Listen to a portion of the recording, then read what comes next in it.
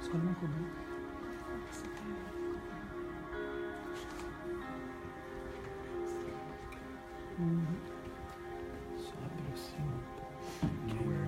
I'll get a shirt. Vas-y, vas-y.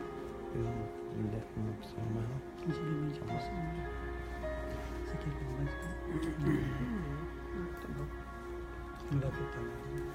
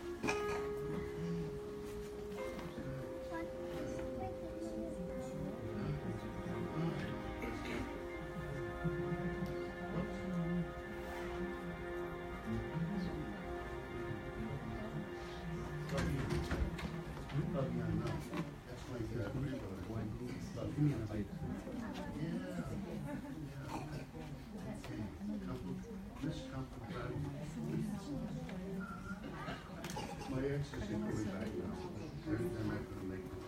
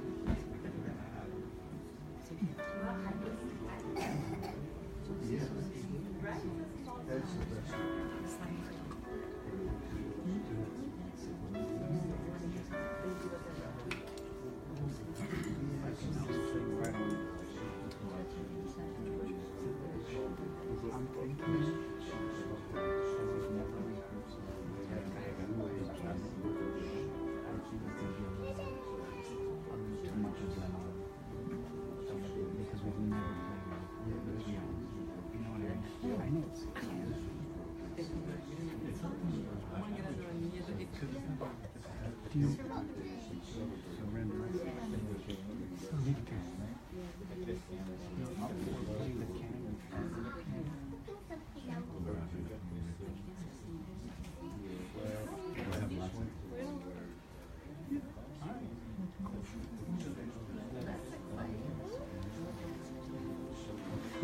This is called faith.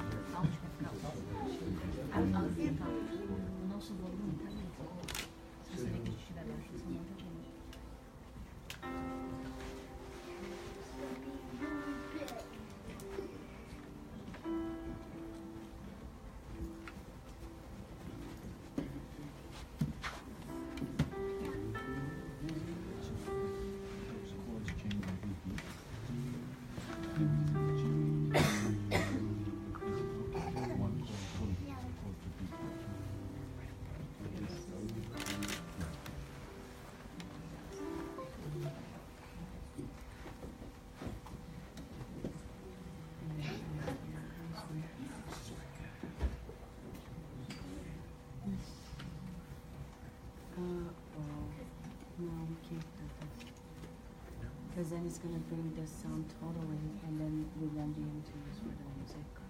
Okay. Or do we need it at all? Just need it for this.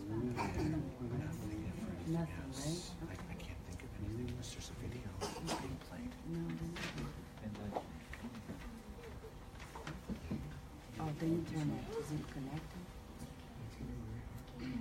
Oh, it should be. Yeah, I want to do it.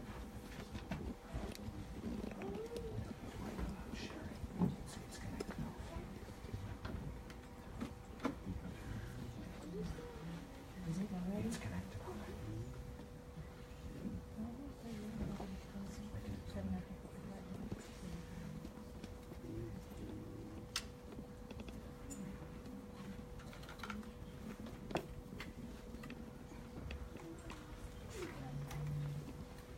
You want to check?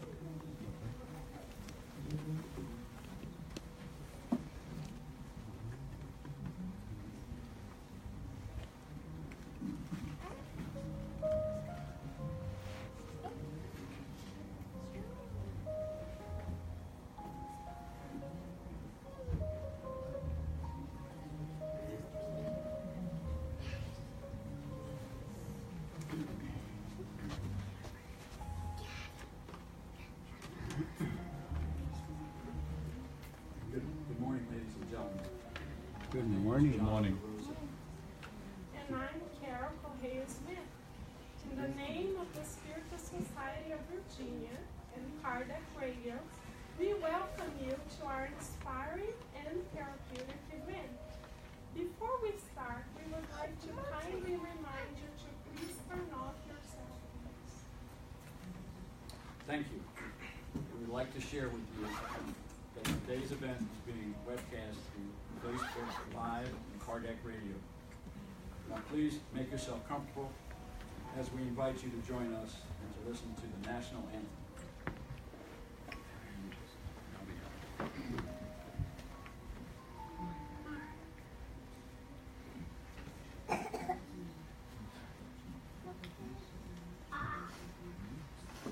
You ready for the national anthem? Almost ready. Getting there. You certainly don't want to hear me singing. So.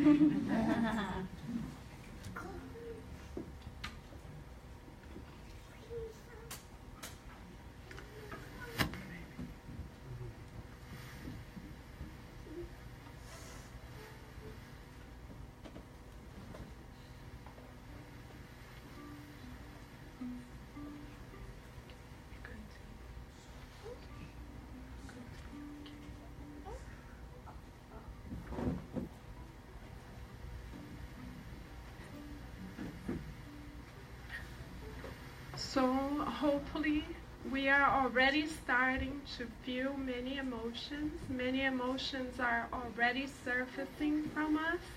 And the main emotion that comes from our deepest gratitude for God, the spirit mentors of SSVA and Kardec Radio, the loving and devoted team of both, the kind speakers who are here present, and the friends from the Inner Enlightenment Spiritist Society for making possible the therapeutic musical performances. Now we invite you to join us in a special acknowledgement to God. Please let us follow Paloma Peterson, member of the Spiritist Society of Virginia.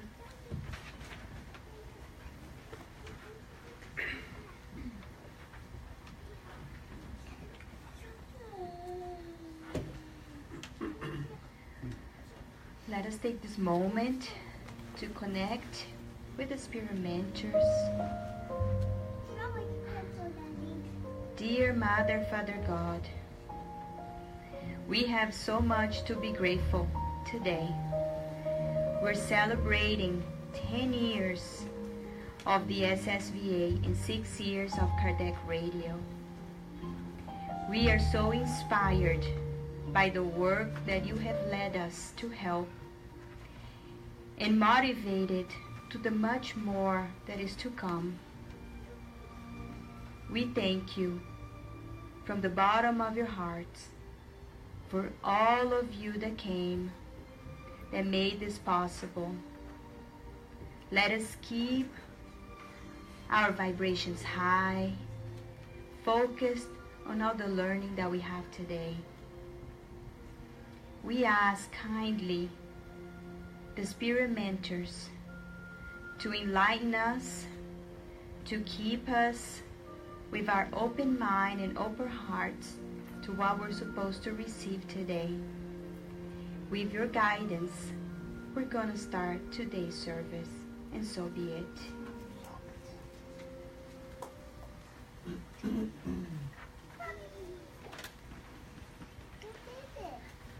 Thank you, Paloma, for that inspirational moment.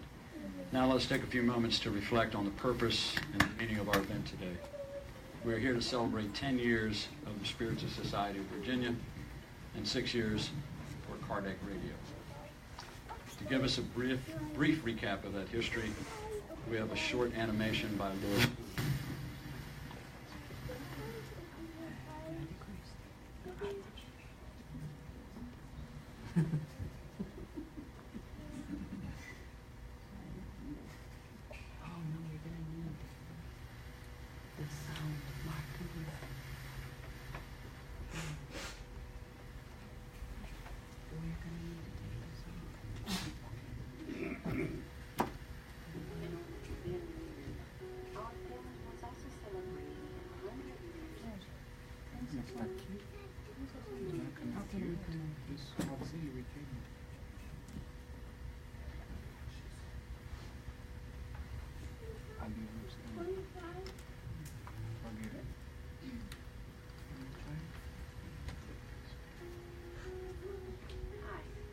I'm Denise Anselone, President and founder of the Spiritist Society of Virginia. We're celebrating 10 years of the Spiritist Society of Virginia. And it's amazing because I come from a Spiritist family. And on this very year, our family was also celebrating.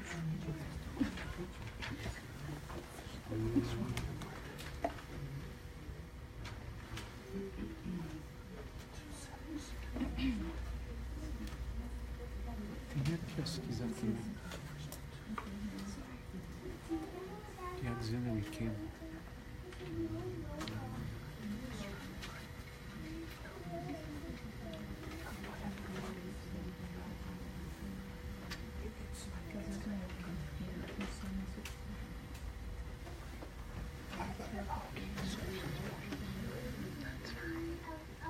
We've already started our therapeutic event with your patience. Nice. The mentors know it all, as always, right? Hi, I'm Denise Anselone, President and founder of the Spiritist Society of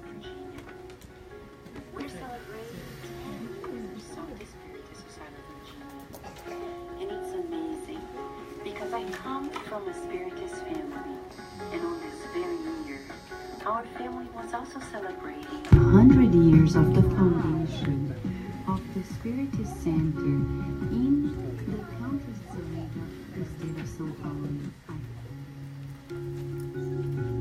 Hi, I'm Vanessa Anceloni, President Founder of the Spiritist Society of Virginia.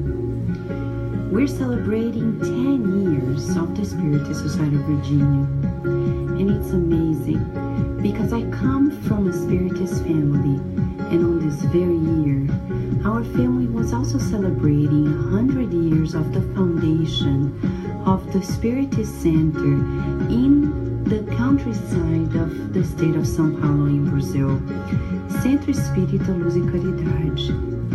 What a joy to imagine that 100 years later we would have another center, but now in the United States of America. It all began when we were at the Spiritist Society of Baltimore.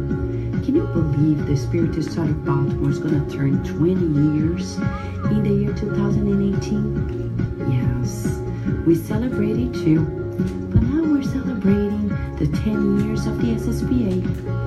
And it all began when we were in Baltimore, when we were working at University of Maryland. I was there in my office, working on my scientific research, very focused. When I received this vision, I observed a beautiful screen and tall ships coming with white-robed entities. And a spirit friend, Joseph, told me, Vanessa, it's about time to reach out to our friends in Virginia and form a Spiritist nucleus right there. And after many steps, we made it. Blessed by the loving and kind spirits of the beyond, the Spiritist Society of Virginia was then created on June 19th, 2007. Later, we incorporated it as an educational nonprofit organization on January 3rd, 2011. Of course, our goals are to spread the teachings of Spiritism as codified by Allan Kardec, to raise spiritual awareness in our community, and also to reach out to people all around the world. Today, 10 years later, we boost not only our own well-being, but the well-being of our community, empowering everyone's spiritual growth. The SSVA today is the headquarters and the main sponsor of Kardec Radio and also of the Spiritist magazine. We also have several outreach programs that help at-risk mothers through our collaboration with organizations such as the Birthright of Leesburg. We also help those who are in prisons through our collaboration with the OAR, and homeless in Washington, D.C., with our collaboration with the Essene Church of Bethesda. The Spiritist Society of Virginia is also the foundational effort of the first Spiritist group in Washington, D.C., which turned a year. And through our efforts, several groups are receiving support around the world. One of the most important services we have been focusing upon is the educational efforts. Educational efforts help parents around the globe through the International Coalition of the Spiritist Support for Parents. We also brought into the United States firsthand the first educational method for teaching Spiritism to babies and their parents. Yes, you're right. There is a lot more to be done, but we're very happy that we've come this far and very grateful for all those who collaborated in two realms to make this happen. Keep joining us because this is just the first step, and who knows what's ahead of us. Many blessings.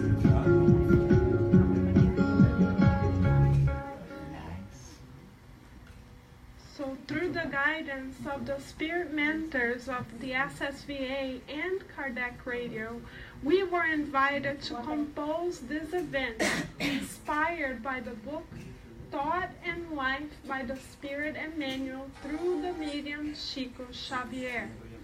The book Thought and Life is, in Emmanuel's words, a simple series of spoken directives the spirits use in their work, instructions given in our schools of regeneration to those preparing for a new birth. In that manner, our event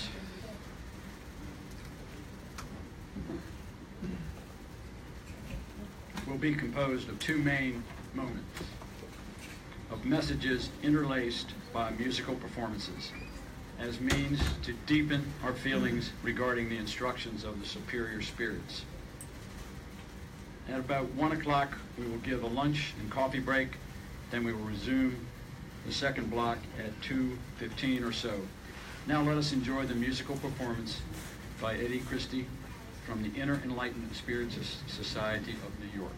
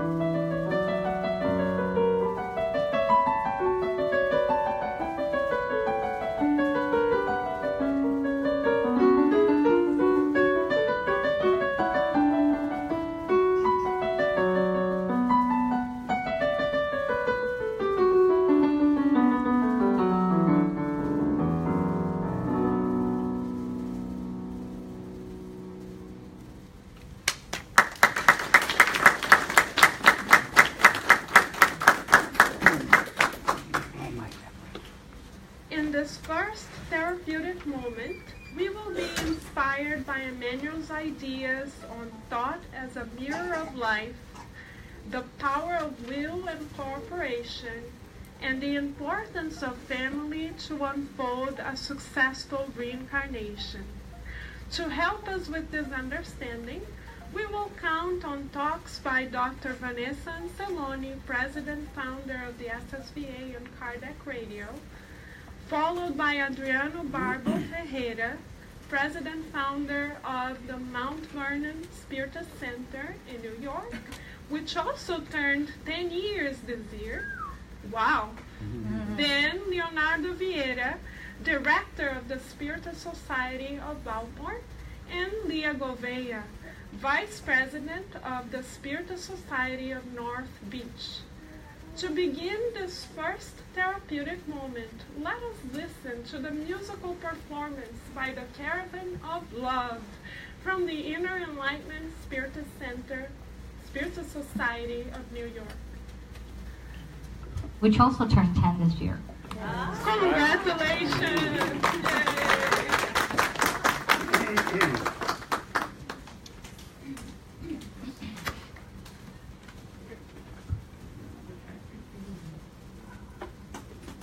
Much more than a musical performance, we'd love this to be more of a musical interaction, so please sing with us, sing along. Sorry, and I'll try not to do that. You probably know the song.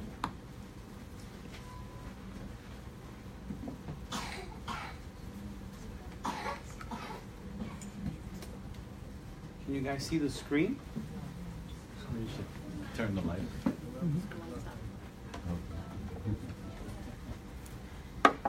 Yes. Ah. Mark, I'm going to ask you to press play. Sure. When I give a count to you. Okay, sure. And if you think it's too loud, just go here and control that. It's all the way in the bottom. So guys, you know the song, Louis Armstrong, What a Wonderful World. It evokes the beautiful parts of this planet, right? Yeah. Connection with nature. So the lyrics are there, the evocative image is there. Please sing with your heart. Let us this not be a performance, but a participation that's very active by all of you. Yeah?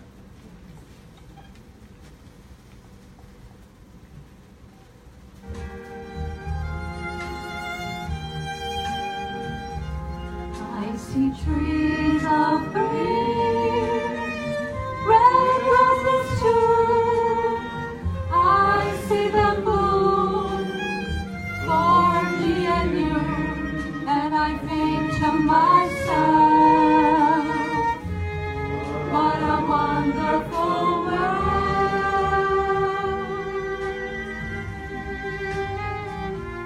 I see skies of blue, clouds of white, the bright outstanding our sacred night, and I think to myself, what a wonderful world.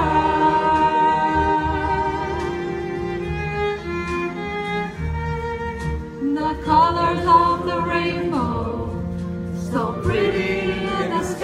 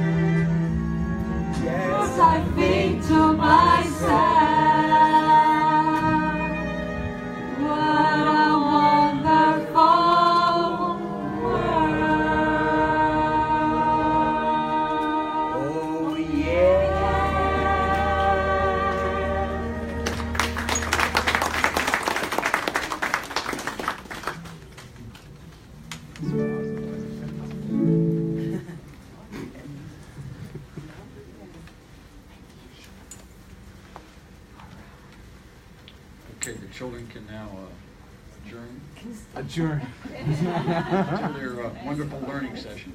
A little bit of play, too. Bye, kids. So cute. Enjoy, friends. I'm enjoying it.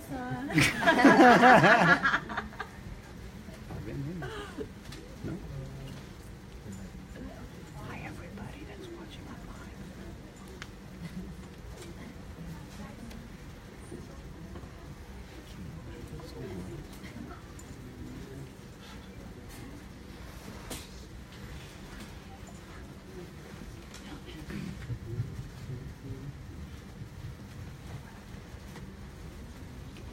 All right, friends.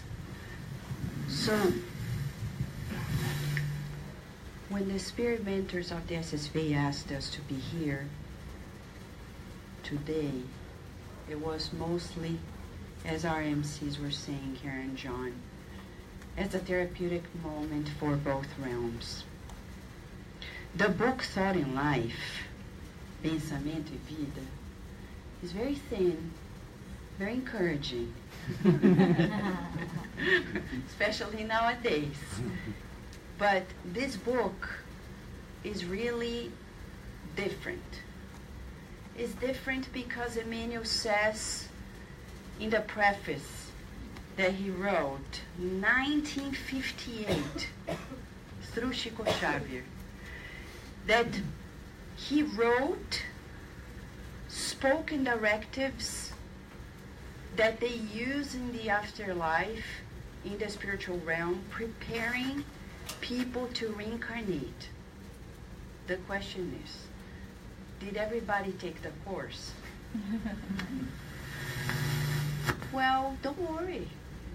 We can do it today. We still have time. But the beauty of it all is that they summarized it in 30 chapters for us, in chapters that are like pretty much like a page long. And they talk about the essential elements of life that we cannot miss when we are reincarnating. So after the Spirit's book, Kardec's books, we can tell there is a book that is kind of a manual. It's a manual for us if we want to get this right in this reincarnation. We don't want to waste time. We will inevitably, but without noticing. As Emmanuel says, out of ignorance. But we no longer can claim ignorance, not that much, not that much, this much, whatever it means. And Emmanuel begins on chapter 1 talking about the mirror of life. What is the mirror of life? The mind. It's very interesting because when we were studying at 11 p.m., right, Teresa? And friends, Adilson, Fred, and Isabella, and Patrice, and so many friends here, we heard this sentence: the mind stands as the mirror of life in all places. Why is Emmanuel saying this to us? I don't think he's saying this because it's too much for us. He's not teaching equations to children who cannot process what equations are. So if today we're breaking down the teaching of these equations, it's because we're ready for it. Ready for what? The responsibility. As our friend Sonia Christie said to me yesterday, she introduced some of Spiritist books to friends, and a friend said, it's fantastic, but I don't want the responsibility. Right, Sonia? And that's what majority of people do. They don't want this responsibility. The more we study, the more responsible. The more we engage, the more responsible. The more we are committed, the more really committed we become. Meaning we have to change. Who wants to change? And then everybody raises their hand. But now, not now. Sunday is not a day to change anything, right? But Emmanuel is telling us our mind is the mirror, becomes the mirror of life. Which means today is a byproduct of what I've created in my mind yesterday. Tomorrow will be what we're going to make today. Make of it. But it doesn't begin with the person that is seated next to me. It begins with my thoughts and feelings. So Kardec asked this question. What is a spirit? Can you give us an explanation? What is it? Like an idea, visual? And the Spirit said, you know, the best we can say is like we're flames. So no matter if you're here or in Florida, California, we have the warmth inside of us, independent of the weather. But the flame, meaning we're not the physical body that is seated here or standing or elsewhere, the friends over the internet. They're not there and we're here. They may be closer to us than people who are physically close to us now. Because we're spirits. Now we visualize ourselves right now as a vibrating being. If you could have pen and paper, visualize yourself, forget the physical body, but like a flame. What color would you give to your flame, to you as a flame? How do you see yourself as a flame? You can say something, yeah. Yeah. Purple. What else? Orange. Blue. Yellow. I like to think I'm golden.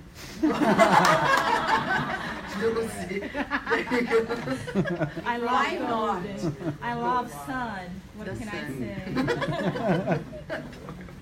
I'm very ambitious. The golden flame. There isn't a better analogy to the divine flame than the golden flame. Mm-hmm. But other colors, any color that you like. Light green. Light green. Is there any other color we haven't said that you may think of a flame, spirit flame? White. White. Pink. Come on, don't be shy.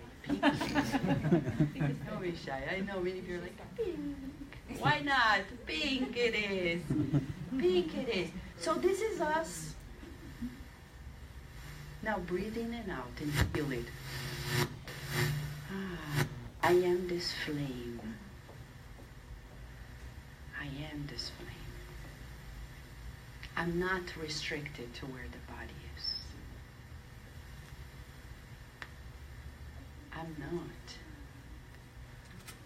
I'm not restricted to, oh, I have to be here in this place or there in the other place. I am free. How do we know? Kardec asked this question. What is the ultimate freedom? The freedom of thought. Absolute freedom. The freedom of thought.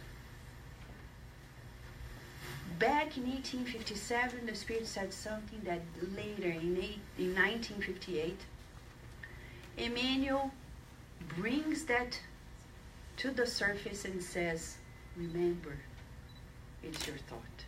But he didn't mean thought, the cognition, the intellectual, the reasoning. He's talking about the production of the mind, which is primarily vibratory. So oftentimes we're like, what can I do to help this person? Bits of vibration. What can I give? Before even the smile, it's my vibration. I can give my vibration. But they won't know how they will feel it. Professor Eurípides Barçanufo, who certainly is working with Christ and at the vanguard of education on the earth, he, back in the first 2 decades of the 20th century, he brought to us that it's all about feeling. And he says, you don't need to teach people about right or wrong, but ask them to feel what is right and feel what is wrong. They will immediately know it. Take somebody to a pub. Oh, my friends are there and drinking. Now bring them here.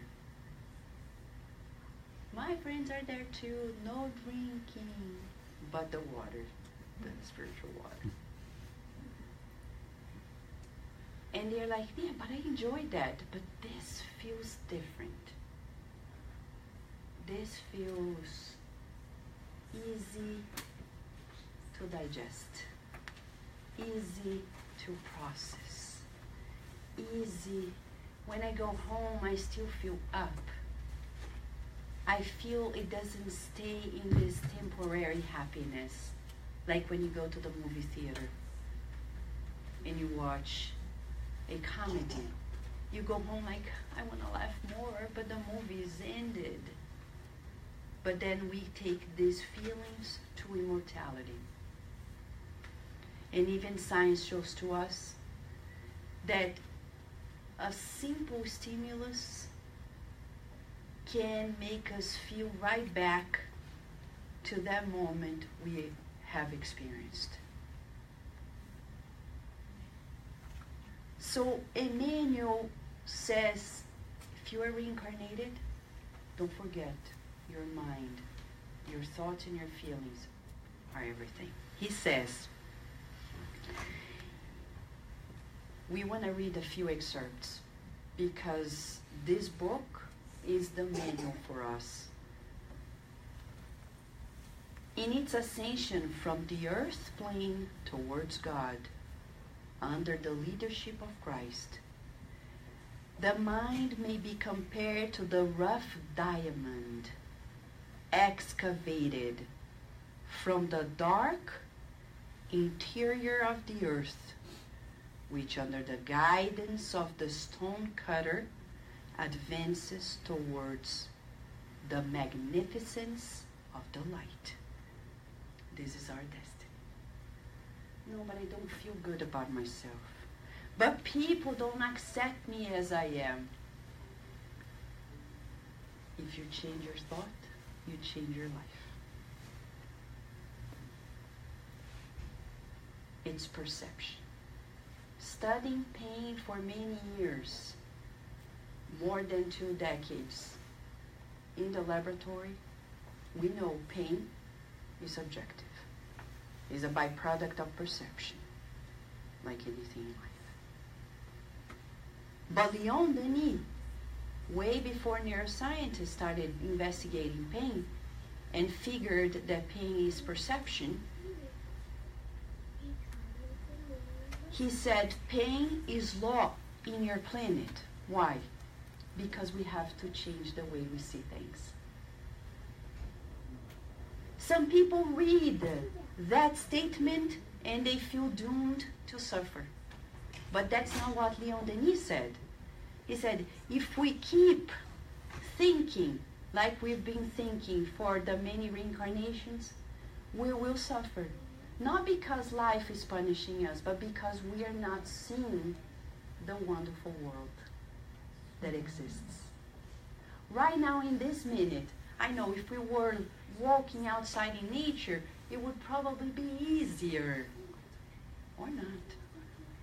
But in this moment, let's try to find beauty and harmony. Who would like to share something in this room that you find like extraordinarily beautiful? Waterfalls. Thank you. Thank you. What can I say? Love is love, right? The eyes of love. Thank you, Carol. Besides spirituality. Dulce. Newborn.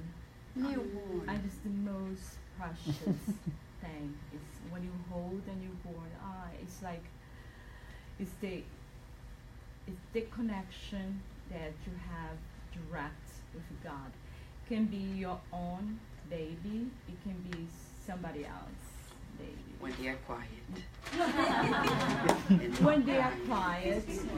And even what, because I watch kids for over 10 years, and I have a baby since 2 months when usually they come to my care. When they are, usually kids cry for two reasons, where they are neglected or they are in pain. That's two reasons. Thank you, Dulcie. But in this room, we all together learning. that's the beauty for you. Thank you. Other things. The flowers that you sung God for us. These flowers are unbelievable. Signatures of God. Real flowers were those ones that were on the video that were playing before. Oh, yeah. Unbelievably beautiful. Beautiful. Something we cannot see, but we just heard the music. There's still in there. Right? All of our senses, thank you, Bob. With all of our senses, we can assess this beauty. We Have can Eddie see. play. Eddie played. The most beautiful thing. That our friends, Fred, Patrice, and Isabella played. It stays with us in our perceptions. And Emmanuel says a little more before we go over to the slides. He says, we vibrate, and there is a mutual interchange that vibrates throughout every realm of the universe. And he says, our mental reflexes set the stage for the reaction of emotions. Emotions create ideas. Ideas determine attitude. Words that command our actions. So here's the sequence. Mental reflexes. Mental reflexes is originated by vibration, our evolutionary state. So that's why we need to make an effort to create higher levels of vibration. It's not easy, and if we say to our children that it is easy and it's supposed to be easy, we won't be preparing them for the real deal, which is make effort. André Louis says in the book Evolution in Two Worlds, we learn through two movements, effort and repetition. Mental reflexes are what we are, what we vibrate.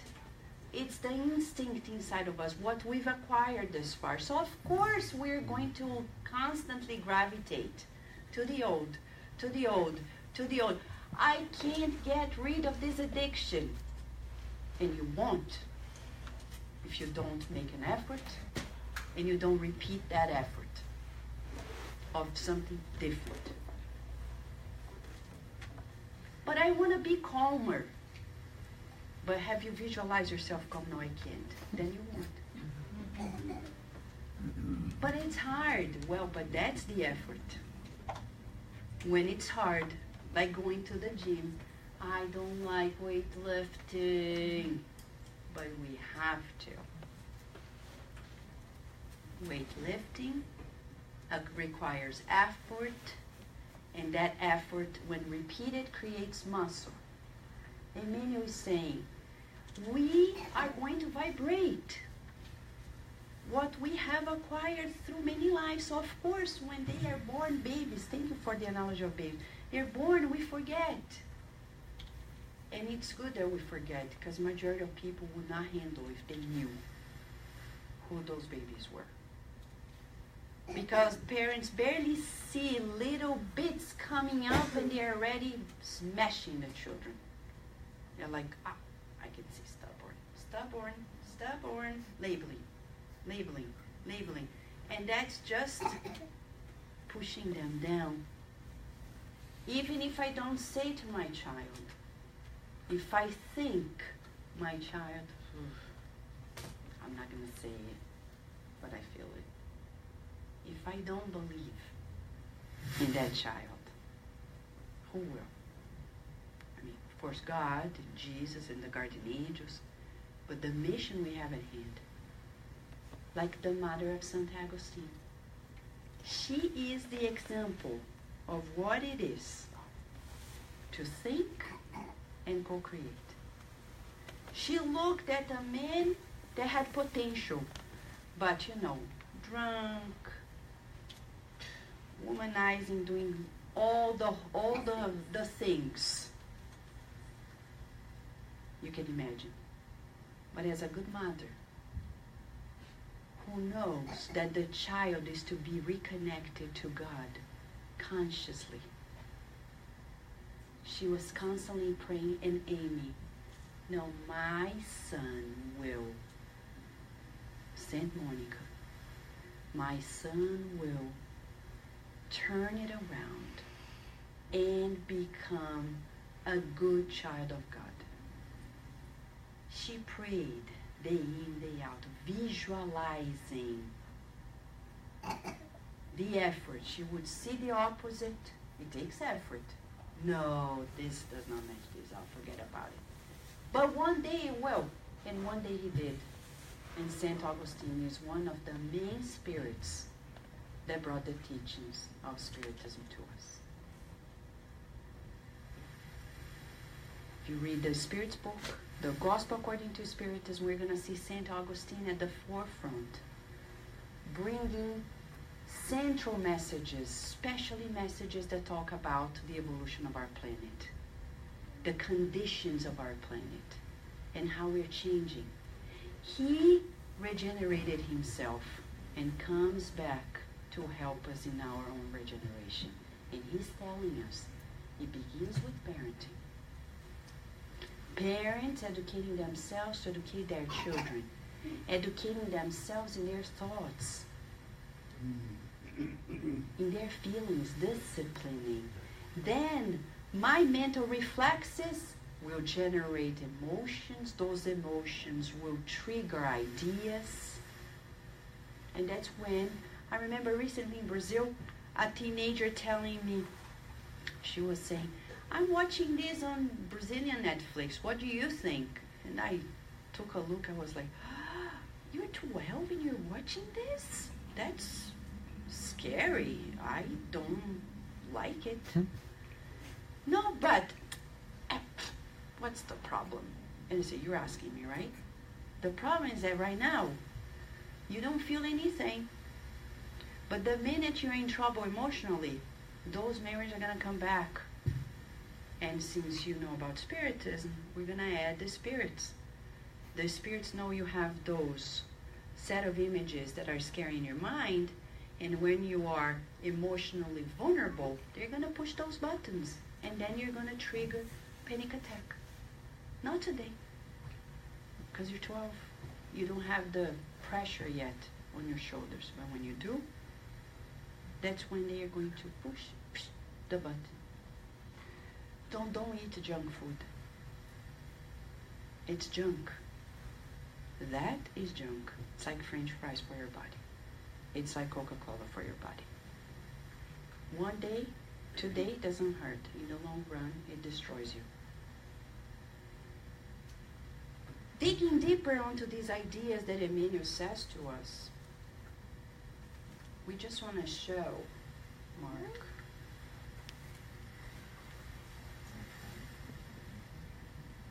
the rule of the mind, as Emmanuel says. We know the famous sentence, seek and you find, teaches the gospel. And he says we may add, you will do what you wish. We are vibrating beings and we will feel what we are. If we want to change it, we need to make an effort. So, everything, as Emmanuel explains to us, and later Andrea Luiz will bring in other forms, like in the book Action and Reaction, talking about our central desire. Our central desire. Joseph Murphy, one of the leading thinkers of this new era on the earth, he says, desire is prayer. Not only Spiritism concludes it, it's a universal law.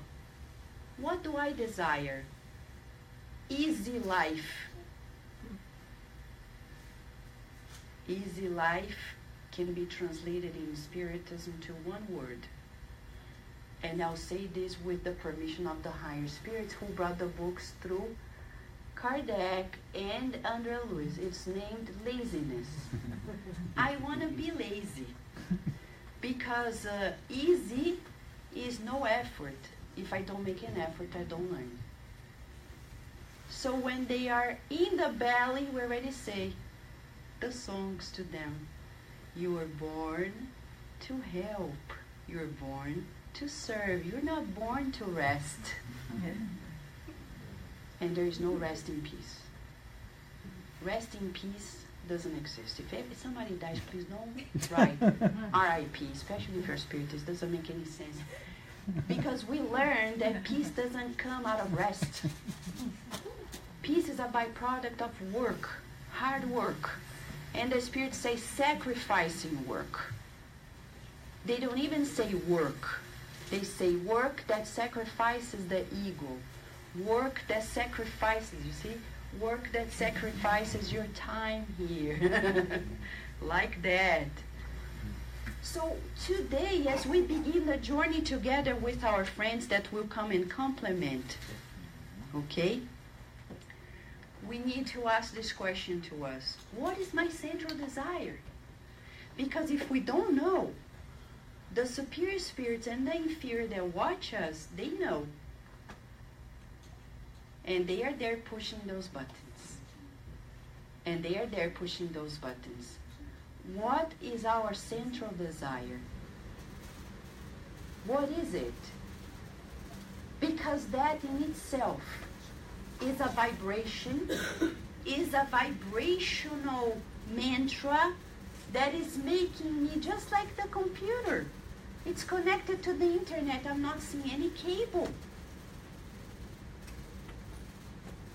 I cannot see the cables through which we're connected to the people here and there. But we're connected according to who we are, whom we've been, and to what we desire. What do we desire? In Kardec, in the Medium's book, when he talks about the moral influence of the mediums,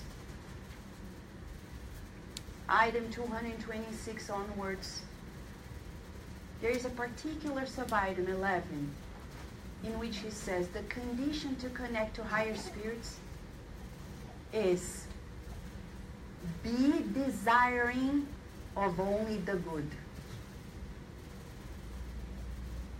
In a book that is yet to be in English, but is a must, Evangelho do Futuro by Dr. Bezerra de Menezes, under the pseudonym Max. Sometimes people don't know that he wrote novels and recently came to be published by the Brazilian Spiritist Federation. He has a beautiful character, an American spiritist, Dr. Caper. Dr. Caper, who was a spiritist physician with his son in a mission in Brazil. And Dr. Bezerra de Menezes wrote this when Brazil and the Spiritist Brazil was still in its first baby steps, but he was already ahead of us, talking about the American Spiritists who will return to teach Spiritism to the people in Brazil. And not only teach, but exemplify. And there is a moment, because Dr. Caper, as an American Spiritist, he's really, not only he's wealthy, what a combination, huh? People are like, wow. But Dr. Bezerra shows he's one of the wealthiest Americans, and he's in a mission in Brazil. He became acquainted with Spiritism. He's medium, and he's doing so much good. And there's a moment somebody says, Dr. Caper, you're such a good person. You're making miracles happen. He says, you know, I wish. I'm doing this good because I have personal interest in seeing this, that, and that person well. Because to really do the good would be to do the good for the good, and I'm not there yet.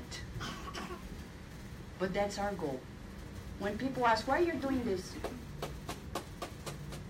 Because of Virginia? No, because the good is good. And it feels good. That's our goal. And don't be shy. I'm not going to sing, because I know we're going to sing that song soon. Let it shine, and don't be shy. But right now, we know what we desire is vibration. And that's why we desire one thing, and life happens to the other direction. We don't know ourselves. But why, Vanessa, this is happening to me? Why nothing moves forward? Maybe deep inside I want to be in the comfort zone. I don't want to change. There's a price. You may lose friends because not everybody's going to be with you in your change. Can you afford it? Can you afford not being understood like Paul of Tarsus? Majority of people can't. It's hard.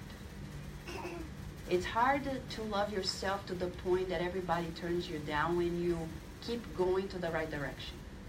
It's easier to stay with the friends in addictions, in the old habits, and kind of being loved, but actually that's mediocre. For a child of God, that's mediocrity, because we're keeping ourselves, deterring ourselves from progressing in the illusion that these people and I are good friends. And says Dr. Bezerra de Menezes in one of the most striking pieces of literature I've read in Spiritism. He says, comparing two cultures, and this is a teaser, purposeful teaser, because we're in the United States, he says. In the United States, people see progress and they appreciate it, not necessarily elsewhere. And he gives a name to that elsewhere. And that's a Brazilian politician writing a spiritist novel and giving us a firm statement about cultural impediments to progress. Why we're saying this? Because we can move forward knowing that we will pay a price for it. We'll make new friends, but not necessarily we'll take the other ones with us for now. So what do we desire the most? Do we know?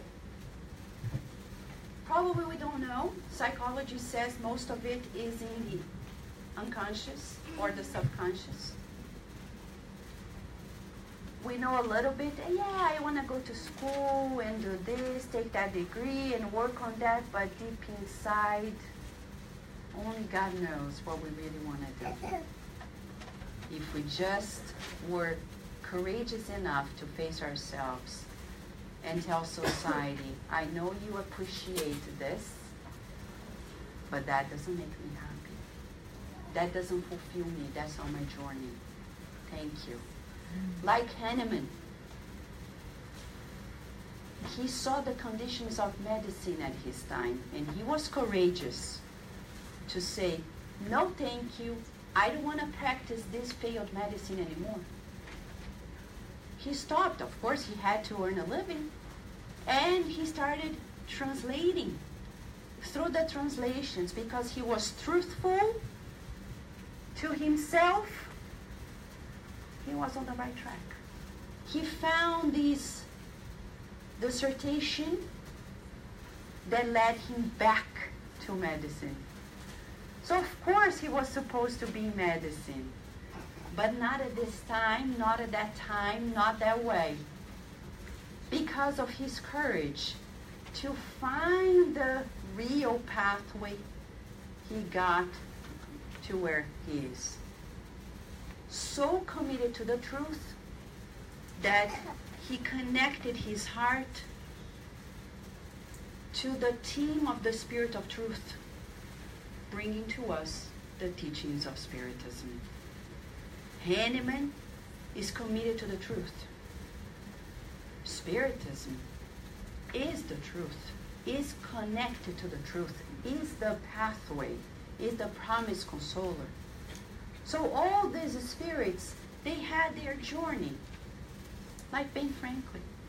How can we celebrate today 10 years of the SSVA Kardec Radio without talking about the mentor of Kardec Radio, Ben Franklin? And we know Ben Franklin had, when he was in that last reincarnation, his pathway. And some people laugh at me and say, come on, Ben Franklin as a spirit? Well, he had a lot of love in his heart. He just didn't know what to do with it. And we respect that. But he was a genius of the human mind. He was searching for the truth. No wonder he connected to the team of the Spirit of Truth that brought Spiritism to us, and still does, to the world. His central desire was to bring progress.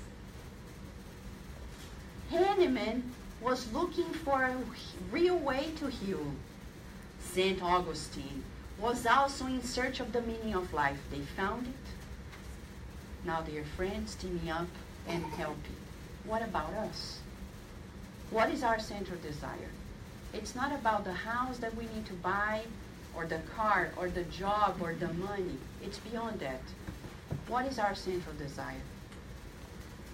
We need to find out. If we don't know, the obsessors will know. Mm-hmm. And as André Luiz says in the book Action and Reaction, they will push that button until they see us down. It's our choice to know and use for the best of our abilities, turn it around if we don't think it's healthy, or somebody else will, because we're vibrating. It's like internet here. You enter and your phone already recognizes there is another network. And it's blinking in your phone saying, do you want to connect to this one? This is us. This is us. Our central desire is making connections, and he's asking, do I want to make connections? Do I want to connect? It depends. So why are you connected to these people, not those people? Sometimes a good thing to know who we are when we observe the people, the habits, and the reasons why we're connected to them. It's impossible to be close friends with a criminal and claim, I'm not a criminal. According to Freud, you may not physically do it, but emotionally, psychologically, we may perform the same crimes. But my friends like drugs, not me. But why are you friends of theirs? Because they're nice. But aren't there other nice people around that are healthier? But Vanessa, what about them? They're going to be alone. Okay, so you want to rescue them? So then your attitude's going to be different. You're not there enjoying their company. You're there helping them. That's what Emmanuel told Chico. In life, you need to learn that there are two people, those you're going to help and those that are going to help you. You need to identify the moment you're living in and which of the two you're experiencing. Because you cannot learn with those you need to help and try to teach to those that are supposed to teach you. It's counterproductive. And there are people who are like this. They find Divaldo Franco. And they're like, Divaldo, you know, the spirits told me a new theory of the mind. And we're going to attempt to teach Divaldo something that he's supposed to teach us. That's the level of illusion of the mind. And there are people who are asking discarnate spirits of low order guidance for their lives. It's inverted. So here it's not working now. we can move forward to the next. Yeah. Thank you. There, thank you. So here we learn, as I wrap up so other friends can come and join us, because we're going to stop precisely where Adriano is going to come in and lead us to. Will. Our thought, inevitably, is continuous. We're here constantly creating. What are we creating? It's being emitted, creating thought forms constantly, our feelings, our thoughts. And Kardec says that according to our will, those thoughts will become condensed and they will saturate the molecules of our spiritual body and they will materialize according to our will. So when some person comes to us and says, I cannot do this, they actually are saying, I don't want to do it. Because if they want to do it, they will. They will work on it. We're talking about emotional growth. We're not talking about physical achievements. Though Raul Teixeira was recently in the United States, and he gave a full 1 hour talk in Florida, showing to us the power of will. And there are people who haven't had his challenge, the stroke. And on those many years, no progress was made. Showing to us that if there is a will, there is a way. Who says it? Me? No. The higher spirits. It's not enough to know who we are and that we can co-create with God. We need to be willing to do it. Right, friends? How can we feel this will? So please go ahead.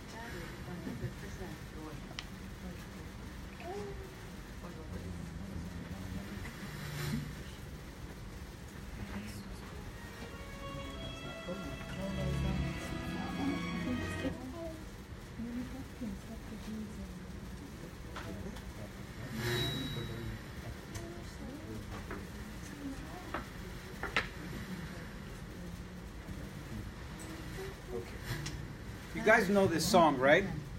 It's one of Vanessa's favorite songs. And Virginia knows this song too, right, Virginia? So let's see if you can sing it. It's only 1 minute long. So we're going to sing it once to warm up the voice as a rehearsal. And then we'll sing it for real as a second time. How's that? Yeah? Ladies, want to take it away? This little light of mine, I'm gonna let it shine. This little light of mine, I'm gonna let it shine. This little light of mine, I'm gonna let it shine. Let it shine, let it shine, let it shine. Everybody put your hands together.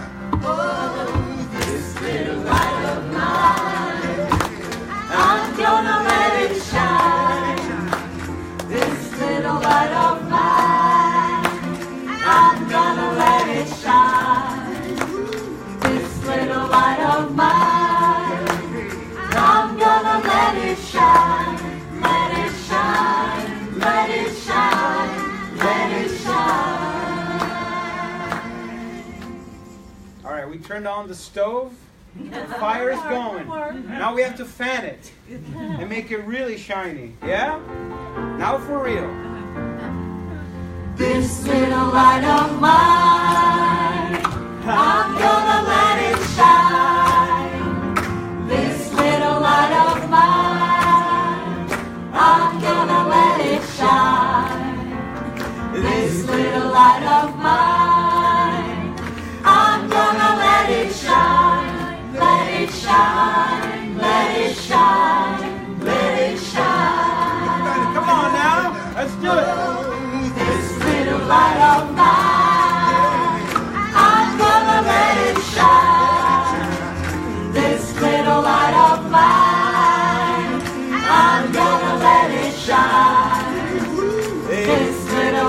of mine.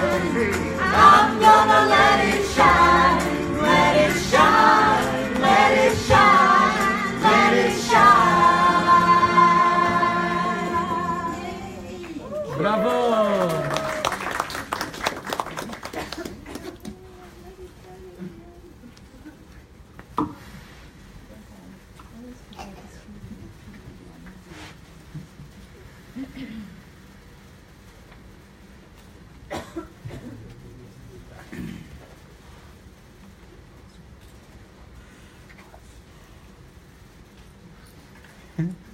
Okay.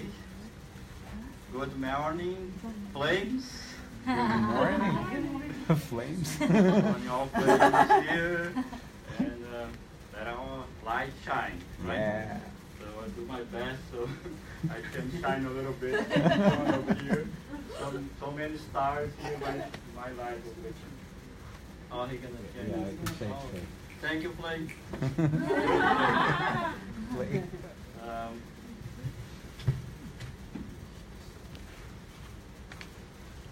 It's okay to speak anywhere. So I feel really. Put the mic closer.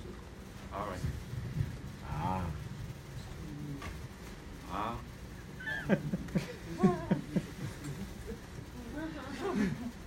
Oh, thank you very much, everyone. And I feel really joyful to come and join you all, stars here, today, so we can share the teachings of Spiritism. And this teaching which we found in this book, Thought and Life, this book has been with me since I started Spiritism. Actually, before I started Spiritism in my life, it was the first book that I ever bought, and I came to read it much later on, like years later, because I just bought it because of the cover was showing. Yeah, the cover was so suggestive. Was showing two young guys, one girl and one boy, thinking. And then, since I'm so thoughtful, some way I like it and I bought it. But later on, I started reading it, and still today, it is something very special for my heart. And to come in here and share with you this talk that Vanessa brought me to study and share is a great pleasure. Emmanuel, in this chapter, he is teaching us how we can strengthen our will and use our will for our own benefit to raise love and awareness everywhere we go. I'm gonna read here in my, because I can't see there.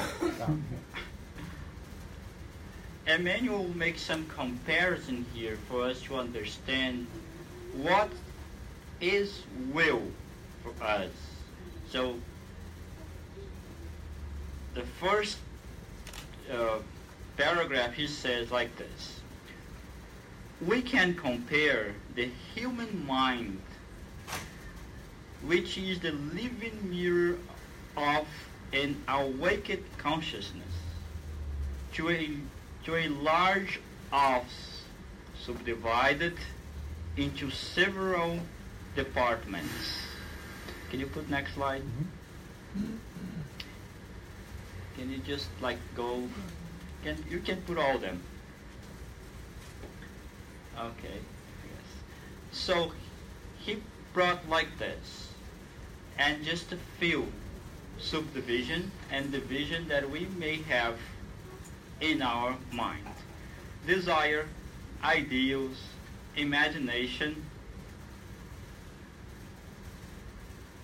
memory, sensitivity, and intelligence.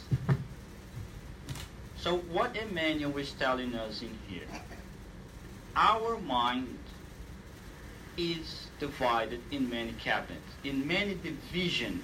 And he gave us some examples here: imagination, intelligence, sensitivity, memory. So there is many and many more divisions in our mind. That's what he says to us. We can pick like 10 more, 20 more. It's immense number of divisions in our mind. But he goes on so we can have a better picture what he's trying to say to us. But of all this, however, the most important cabinet of the most important cabinet is the will. The will is the enlightened and vigilant manager that supervises all sectors of our mind activities. So that's the way Emmanuel summarized to us what is will. Will is a cabinet, but is the most important cabinet in our mind that supervises all the other cabinets. In the first slide, Emmanuel tells us that this cabinet is a mirror of our mind. It's awakened mind. It means that for this cabinet, for the will to understand and manage all the cabinets, our consciousness should be awakened, aware, lucid consciousness. Otherwise, all these cabinets is not aware, is full in some way of illusion. And then the manager of all these cabinets, of course, will be mystified, will have problems to manage all these cabinets. Let's suppose, for example, that the cabinet of imagination is not awakened, is not mirroring the real flame, the real spirit that we are as created by God. Is contaminated in some way with all vices. So in that way, the imagination itself is not pure. The creation that comes from imagination is not pure.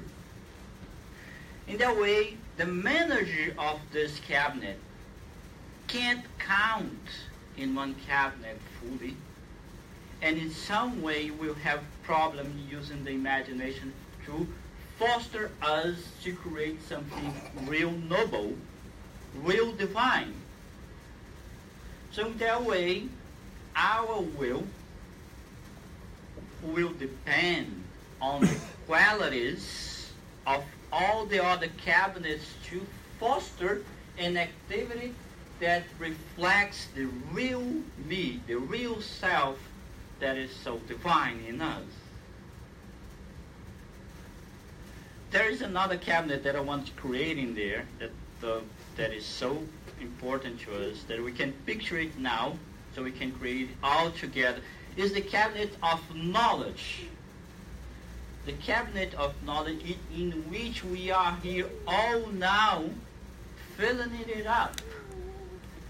So when we have all the other cabinets like imagination, memory, intelligence, they will be guided by the knowledge we have. And we spiritists are fulfilling our cabinet of knowledge with good knowledge, the gospel knowledge, the spiritist knowledge, all transcendent knowledge, so we can manage and help our will to decide a better action to take in life. there are out there all of us acting in the world using our will in some way. And there are people, including us sometimes, putting hard effort, using our will with our utmost power. But because of these cabinets, some are so empty, some are so contaminated with shadows, some are so fulfilled with wrong knowledge, distorted knowledge, and then the action in the word itself comes wrongly or contaminated. We see people saying that they are doing the right thing. I'm putting effort in this. They take like decades, years, life in one we're so strong to do. But is in a way wrong. Because the cabinets inside the mind of the person is not fully awakened, pure as possible. The knowledge that the person have about him or herself is not the correct one. About the world, and that we can't complain. We don't have this excuse because we have been studying good knowledge, good teachings as we have in today. So all of our cabinets will be managed and then will be put forth in action. We'll be changing and renewing every sector of our mind with the knowledge we have. And then, after having our cabinets organized, renewed, reanalyzed, every day, like St. Augustine says, every day we should analyze ourselves and see what we could have been improved, what we have done wrong, and then that's the cabinets. I go to my imagination, what I've done with my imagination today. Wow. There I had something that was really just filling up space in my cabinet of imagination. My intelligence today, well, was a bit off. Why that? There was a bit of information that was not good. And then the creativity, the sensibility, and so forth. What is, some of our problem acting in the word in the right precision and correct way? Because to do that is only pure spirit can do that. Because all cabinets is fulfilled 100% pure with the right knowledge, sensibility, all purified in that way, like Jesus acted 100% correct because he had all this cabinet pure, interacting with one another. Because as our friend is going to talk later, cooperation between the cabinets. What happens is that sometimes we evolve so much on the cabinets, we feel like the imagination so much, but the imagination needs sensibility, needs knowledge, needs memory to, spring forth it to the world. But then the imagination is not counting on those other cabinets. It's missing some things, and then in some way, my will, I want to do something with my imagination. I want it. I have something inside me telling me to do.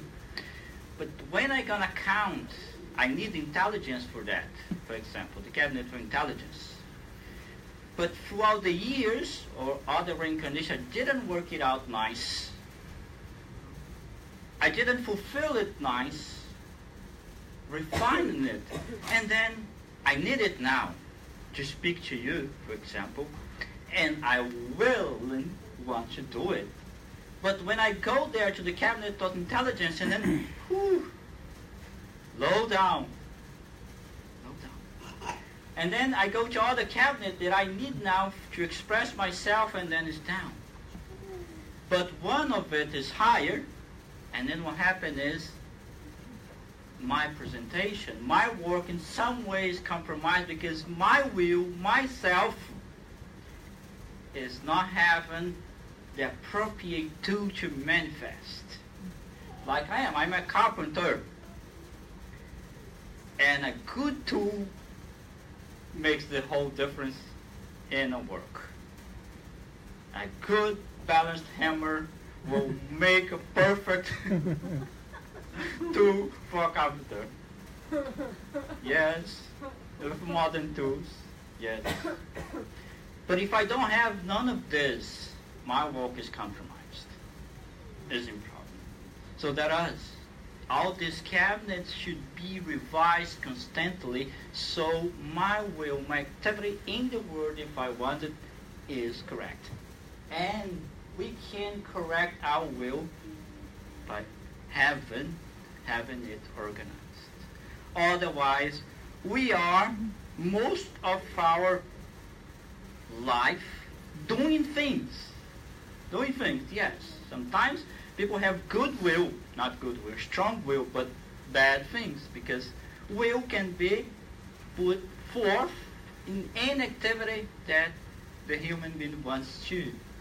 But if this will is not educated according to the cabinets that is refined with the virtues, and then the will is the activities like we see wars, persecution, betrayal, all kinds of evil is being done with strong will, but this will is not educated at all according to the principles of love. So in that way, we learn in Spiritism, that we should awaken our mind. And awakening our mind is to mirror God in us, to the world. As Jesus said, we are created as a image of God. Image of God. We mirror in some way God's qualities throughout us. And when we awake, the more we awake our conscience, the more we mirror the will of God. And then we are aligning our will with the will of God. Because above our will, there is the will of God. And then when we are acquiring, when we are developing our virtues, and then we are aligning with the will of God, the person doesn't necessarily have to ask God if the will of God, if us are acting with virtue, with love, with understanding, all the good qualities are included in our actions, and then is that the will of God. It's aligned with the will of God. But the problem is that those cabinets that we're talking about is contaminated in some way. Some are more evolved, some are less. Some we don't have anything in there.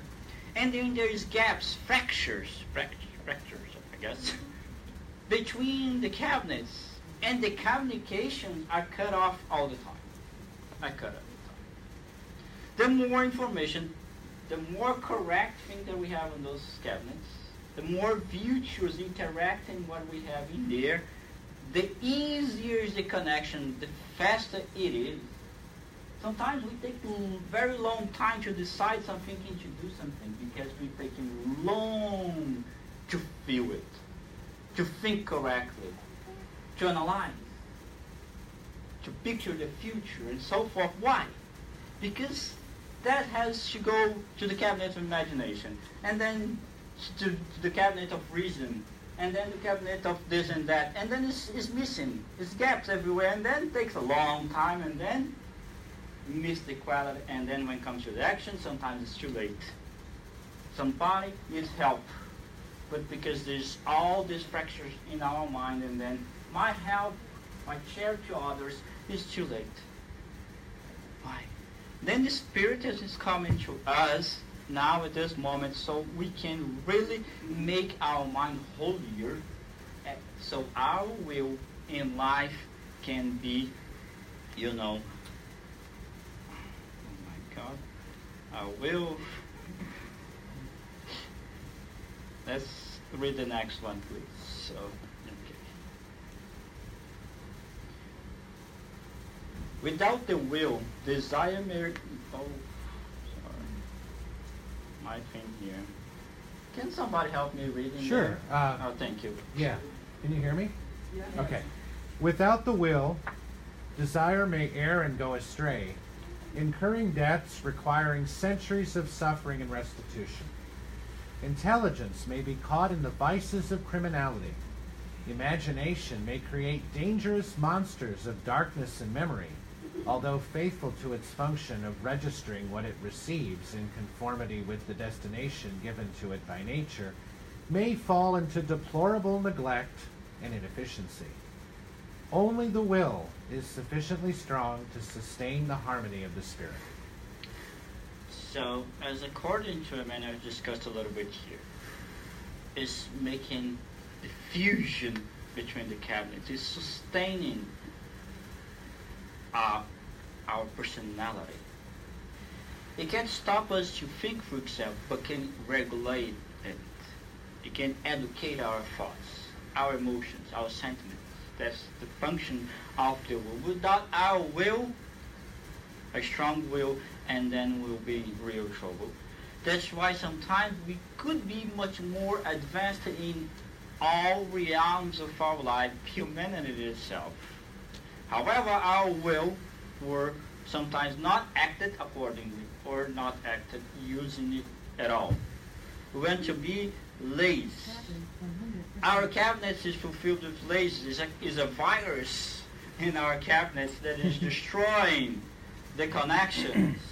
And then sometimes our will is, like I told before, is mystified. It's correct thing to curse somebody. Somebody was like disturbing my peace. It's a mystified will that we act upon the other. And in humanity we have thousands of examples, good examples that stand out in history, that used will correctly as most as they could, and produce so, could say here, wonders for us. In this country, we have Abraham Lincoln, for example, with a strong will, educated will, perception of the word, lucidity. He, with sacrifice, with love, he, could reach an amendment that freed in some way, started the freedom and continuation of the freedom to thousands and millions of people with a strong will. Nelson Mandela, for example, he had a strong will and used his cabinets to help people in Africa that no one had the courage, no one had the capacity. Why? Because he had all this organized and had this strong will in a correct way. And we have the examples that we can use in here now. But we can use our will to heal ourselves. Since the talk here is more or less therapeutic, healing is a tremendous healing for us. If we use our will to raise our own awareness and our futures.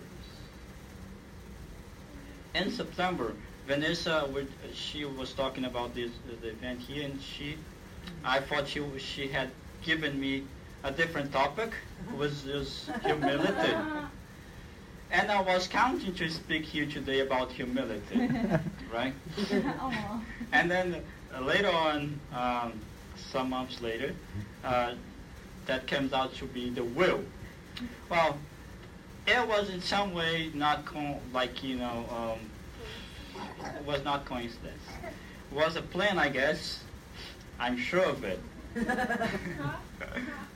Because when Vanessa told me to discuss about humility, I was like shocked in some way. Because I have tremendous problem with humility. A long time. I tell you, don't smile at that, because it is real true. Some friends for long years have told me that already. And some non-friends too. And I tell you, my mentor once told me in the ministry meeting, that's your gigantic problem, your greatest problem is that you're not humble. He said to me, if you humble, if you humble yourself, use the therapeutic power of humble, all the doors in the world are going to open for you. All the doors are going to open for you. But you got to work on that. Well, I got him, but I didn't want to touch in it. I was kind of afraid. And I said to myself, I'm an average. Let it be the way it is. But when Vanessa told me about humility, I said, oh my God, now they are really want me to work on that. And then when I truly started analyzing myself, like this cabinet, what it is in me. And I tell you, over months I was thinking and working on that.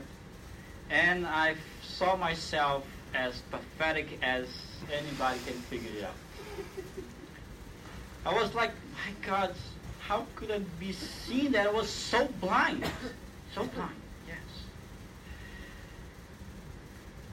And I was analyzing, thinking, and was discovering parts of me, layers after layers. And I start, how could I improve with that?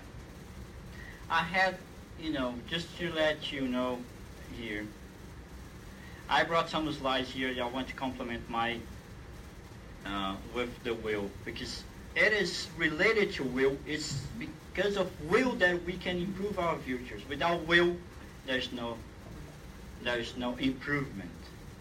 So go on the other slide. So let's see how Emmanuel is telling you. So you can see how I'm telling you the truth about myself. My volunteer. Okay. Whenever there's a lack of humility, that is essentially the acknowledgement of our smallness before the universe, the result is a blockage of one's feelings, leading to manifestations such as pride, covetousness, selfish and vanity, that are responsible for discord and all sorts of delinquency. Lack of humility can drive people to acts of insanity when faced by passionate conflicts. Yeah. I saw myself in all this, my friends. Tell you the truth, that it was real then. And when I was working in it, when I was having trouble figuring out better ways to be humble. And I started using the humbleness acts in my life since then. I had, throughout years, I had like health issues not discovered by doctors, like overall pain in my body. It was the most thing that I ever had many years. Since I started working humble therapy, I tell you, my level of stress goes down a lot.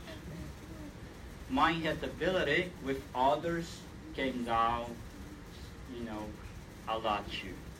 And my pains in my body lowered a lot. My lucidity and my thoughts came much brighter, much more like reasonable for people to understand.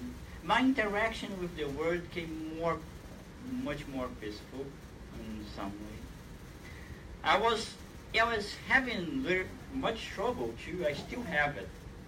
And then I was figuring out with the Spirit, how could I work this out? And then when she told me about the topic of will, like came the voice in my ear. So that's what you need, my friend, will. Yes, will. You having trouble? You having real trouble with that? And then you use your will, organize your cabinets, and then this humble therapy, I could say that way, it's like acquisition throughout acts, words, and so forth. It will come to you. But without your will, you can't acquire it. Do it. When Emmanuel tells us, when you see the universe, I usually go to the planetary show of the dark universe, where they show the universe. It's so grandiose, so beautiful, stars, planets, galaxies, Milky Ways, and so forth. When I come out there, I see my smallness, my littleness, but at the same time, paradoxically saying to you, I see myself valid and valued to the world, and I see all this, and that's my Father. That's God created this for me. It's not because the world, the people, the universe is so beautiful and grandeur that I'm nothing. It makes me even more valuable, more, in some way larger, in some perspective. And then all these nonsense activities of the world, of nonsense thoughts, shadows, evilness, it in some way has less effect on me and more effectiveness in my work. Wherever I go, that's my thought goes for. Let's read the next one so it can. Okay. Humility is not subservience. It is primarily independence and inner freedom, springing from the depths of one's spirit, sustaining its continuous renewal towards goodness. To cultivate it is to advance without attachment, to project the best of oneself towards others, to forget all evil, and joyfully begin once more the task of love. Once came this lady to our spiritual center some months ago. I could see that she were real troubled. Real trouble. Like 5 minutes to start the lecture, and I got a seat for her, and she couldn't be, settled in. Just moving the chair. I said that she was unquiet and uncomfortable. At the end of the lecture, she came to me, and then we went to our fraternal counseling, and asked her what I could help, what was troubling her, and so forth. And she started telling me her life, her problems, with her brothers, doctors, dentists, a huge amount of problems. He got some minutes to tell me that. I was so perplexed by her amount of problems, but I was more surprised though. It's at the end of her, her dialogue, what she told me, and she stopped and looked at me, and she asked like this: what you can do for me to help me? What you can do to help me? In a fraction of a second, all her trouble like sliding like a movie in my pictures. Oh my God! I have in front of me a giant problem. What can I do for her? She didn't ask me what Spiritism can do for me, what the gospel, what Jesus can do for me, what God can do for me. I felt like saying, what Spiritism can do something for you, if you think in Jesus. But she asked me what I, Adriano, can do for her in that moment. In that moment. And my thoughts came inside of me, and I, searched all my cabinets. So my God, I don't have anything for her. It's that moment I realized the grandeur of God. God is giving her everything in every moment, fully for her. And me, she asked me what I can do. At this moment, the second I found anything. Well, and then I remembered in the gospel when it says about Peter and I guess Tiago. James, thank you. I guess Peter and James. They were going to Jerusalem.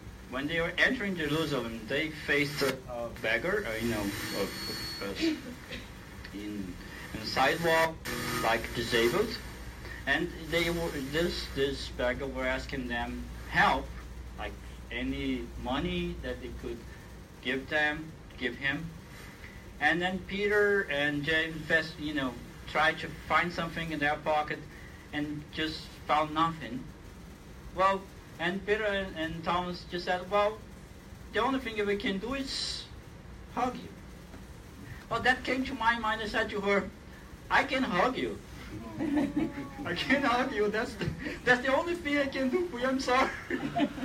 And then it was so spontaneous that I just like got out of my chair, and she got like, I saw that she was like surprised. She was an American lady, you know, an old lady, and she was like, oh, and she was okay. This is spiritual hug that we do, like not as strong as I do so on. And I go to her, and I hug it to her, and said, oh, I'm sorry, that's all I can do for you now. And so and she said, okay, and she's gone. She's gone. And so I went home. Oh my God, you were the God. Really, I know that you're the God now because me. This lady went in some way home empty, if you're not your love. But to my surprise, I thought she would never come back to the center again. And to my surprise, she's still coming back regularly now. And she's so much better now with the teachings, the lectures, and everything. And then that's when come to me, they take the practice in some way of humbleness, because when we confront such questions to us, and that's when, like, you know, we truly see that those cabinets are in some way empty. And Jesus, all his actions were a perfect example of will and humbleness. To the end here, I got two examples of Jesus for us. Not only Jesus, but the people that he healed. Jesus always asked to the people, what you want for me? That Jesus meant that they had to use their will to be healed. To see again, to stand straight again. What do you want? I want to be healed. I want to see again. And Jesus said, okay, that'll be done according to your will, according to your faith. It means that the person had to find inside of them and use their will for something. Otherwise, in their way, they use it correctly to be healed. One good example is that woman that they say in the gospel, I don't know where exactly, but you're going to remember the case. The bleeding woman that looked for Jesus in a crowd. There was hundreds of people, and she had so much power and willingness to be cured. She went closer to Jesus and taught his best. And she got healed. And just, who taught it me? That was the case. In some way, Jesus could be aware of the fact that she was looking for him, but in the sense he wasn't. Her will healed her only by touching Jesus. Saying to us that our will can perform the miracles in us if we do it correctly. And the last one to wrap here. That shows the character of willingness of Jesus and humbleness of Jesus. This case in which this family had a little daughter and she got sick, and the father went to search for Jesus, and some days later they brought Jesus to heal this little girl. When Jesus got to home, there's crowds of people in front of the home, and said, Jesus, you came too late because she is dead. And Jesus said, she's not dead, she's sleeping. And people mock at Jesus. You don't know that we know what is death? But Jesus said, I know what is life, you know what is death. And he went through the crowd, went to the room with the little girl, and said to the girl, awake, come back. And then she did, obeyed Jesus. Jesus took her in his loving arms and gave to the parents, to their joy, to their contentment. So they picked up the relative, father and mother, picked up the girl and went outside to show the girl for the people that the girl was indeed alive.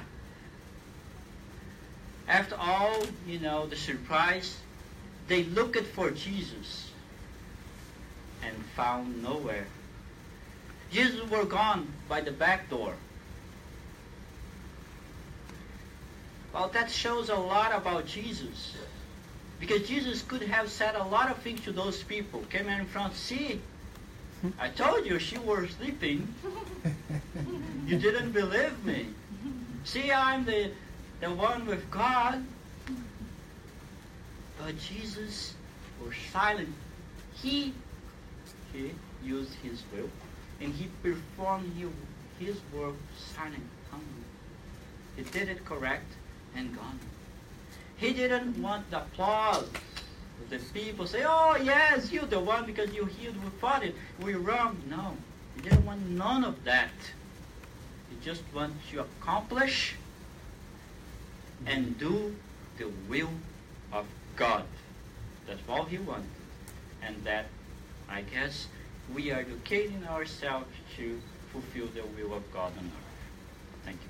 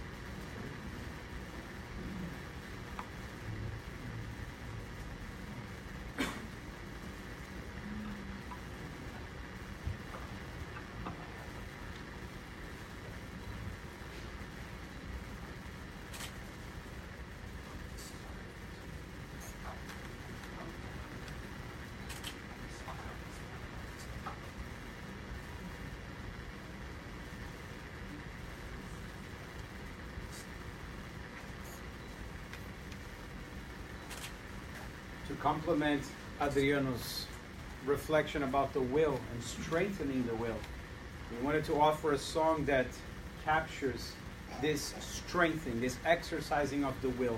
And it's a very famous song, you all know it. Now, let's not take the words literally, because it's referring to a lot more things than just flying. Not literally flying, but facing and overcoming every single challenge in our life, facing and overcoming every single person we're struggling with, facing and overcoming any and all addictions, facing and overcoming the current situation in our country, anything that we're meeting with resistance. Let's use this song as a moment to strengthen that will in that very powerful way that Adriano describes. And with that, we're going to use music, and we would ask that you please join us in singing it as heartfelt and as intensely as possible.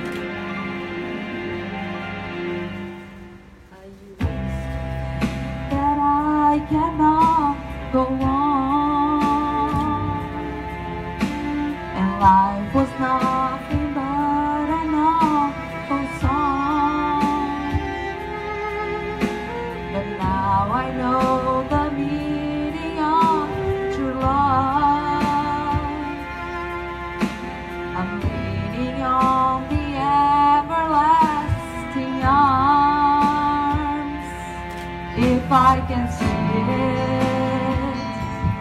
then I can do it.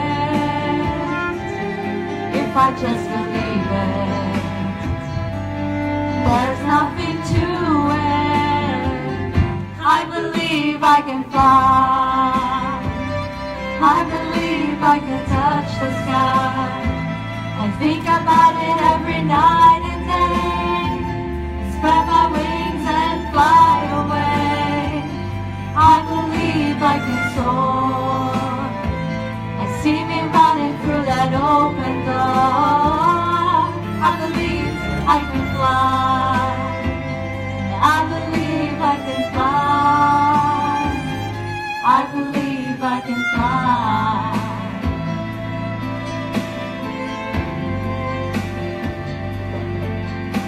See, I was on the verge of breaking out. Sometimes silence can seem so loud. The miracles in life I must achieve. First I know it starts inside of me.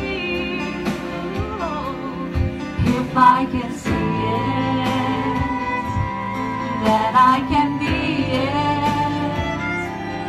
If I just believe it, there's nothing to it. I believe I can fly. I believe I can touch the sky. Think about it every night and day. Spread my wings and fly away. I believe I can soar. See me running through that open door. I believe I can fly. I believe I can fly. I believe I can fly.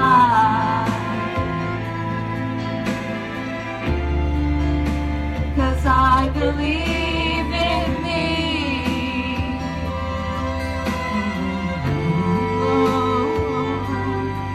If I can see it, then I can do it.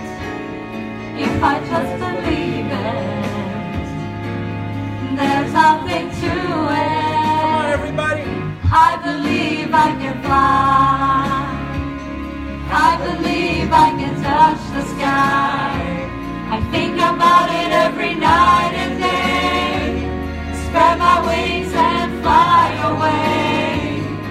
I believe I can soar. I see me running through that open door. I believe I can fly.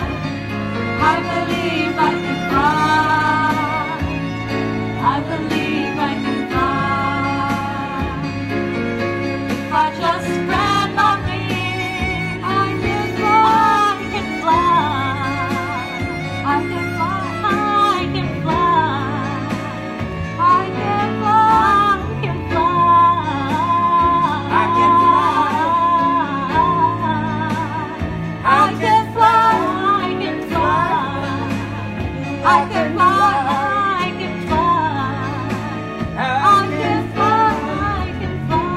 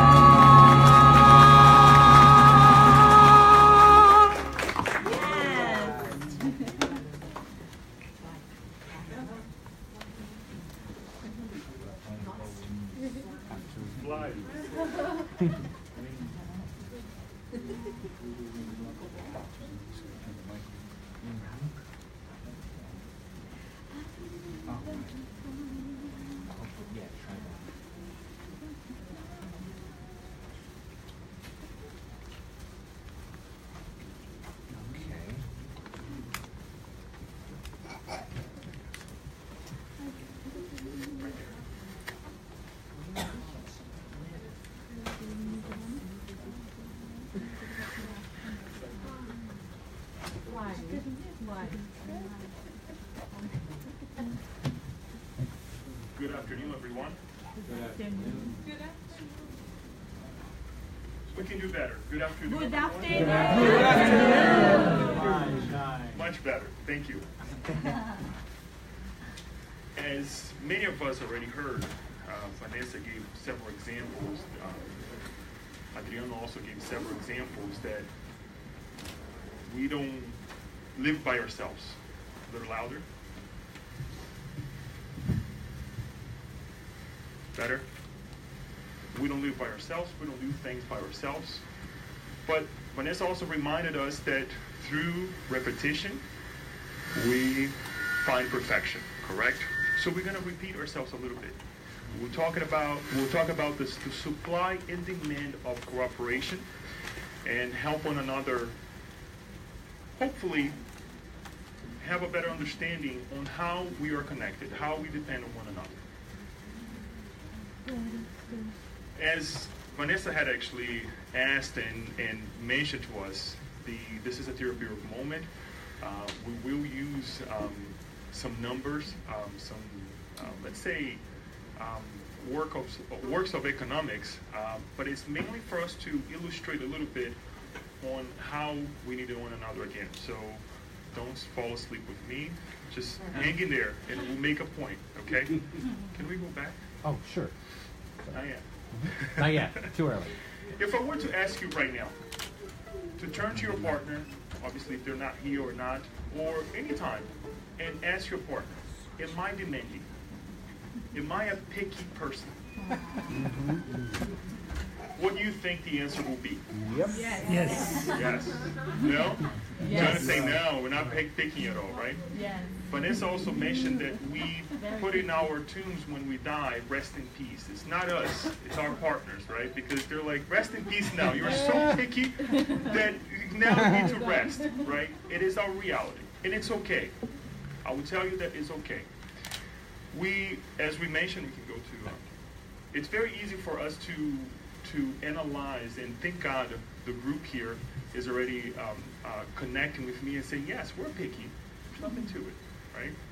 It's us exercising what Adriano just mentioned, our will. There's nothing to it. We do so much that we create more necessities, more wants that we need, and we create something that we find in economics. We can go to the next one. A term called scarcity, right? Which is the situation in which unlimited wants exceeds the limited resources available to fulfill those wants. In other words, we go overboard. We just want to take so much from the environment, from what is around us, that we see the water dripping afterwards. But we're clever. We discover as well, through math, through accountables, through whatever, that we can produce more. And I will show you a little bit of how this happens. There are two other terms that we come in contact with. Trade-off, which is the idea that because of scarcity, producing more of one good or service means producing less of another good or service. You can only dedicate your time so much to one task, less to the other. If you want to make more of the other, you have to give away something. And that gives away to, go ahead, Mark, opportunity cost, which is the highest value alternative that must be given up to engage in an activity. All of us today, we made a choice to be here. Guess what? Pat yourselves in the back. I know there are a bunch of things that we could be doing at home, family, this and that, but we chose to be here. It's the price that we pay to be here today. And it's a choice. It's okay. We live, and as we wake up in the morning, we make our choices, we have our wants, and we do whatever we have to do. So it's a trade-off. We have to pay. We have to, there is a cost to everything. As Vanessa was saying, when we make good decisions, right, there are costs. Nothing is free. We have to balance it out. So we're going to show again in a chart on how we can live and how we can surpass the scarcity. Once we create the scarcity, we found already that there are ways that we can actually produce more and consume more. Go ahead. One more time. Okay. Let us take, for example, if you are a producer of strawberries and blueberries. Is that what I have? Strawberries and blueberries, right? You see the blue line is actually showing on how much you can produce, and the red line is how much your neighbor can produce. If we were to dedicate our time completely to production of one or the other, we can produce 20 pounds of one or 20 pounds of the other. That is if, once more, we're putting all our energy into one task, either producing strawberry or producing blueberry. Your neighbor has a little bit more capacity capacity and is able to produce more. If your neighbor produces strawberries, will produce 30 pounds, and 50 pounds of blueberry if he or she decides to do one or the other. So again, deciding what am I going to do today, or am I going to put all my efforts, all my time into this task, or am I going to put in the other? So we see that there is a limitation, and if we go overboard, we see that we can only consume A or B. We can also break down our time and do some of one, some of the other as well. And that's how we see that beyond that point, we can actually satiate our needs and actually, let's say, tame in a little bit our scarcity. So let's go to the next one. As we said, we are clever. We're clever beings, and we're learning. You can go over twice, actually, one more right there. Through trade, we can actually do more. We can actually consume more.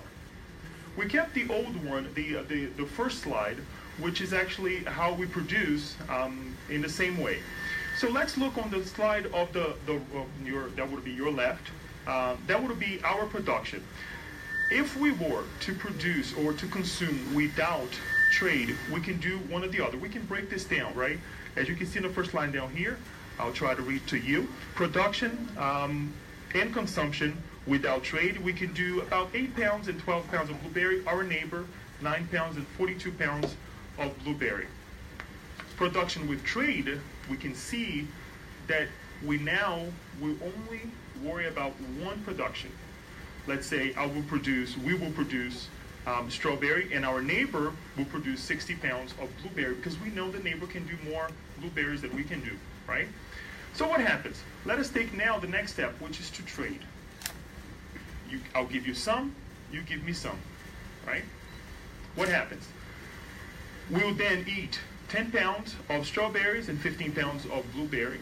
And our neighbor will eat 10 pounds of strawberry and 45 pounds of blueberry.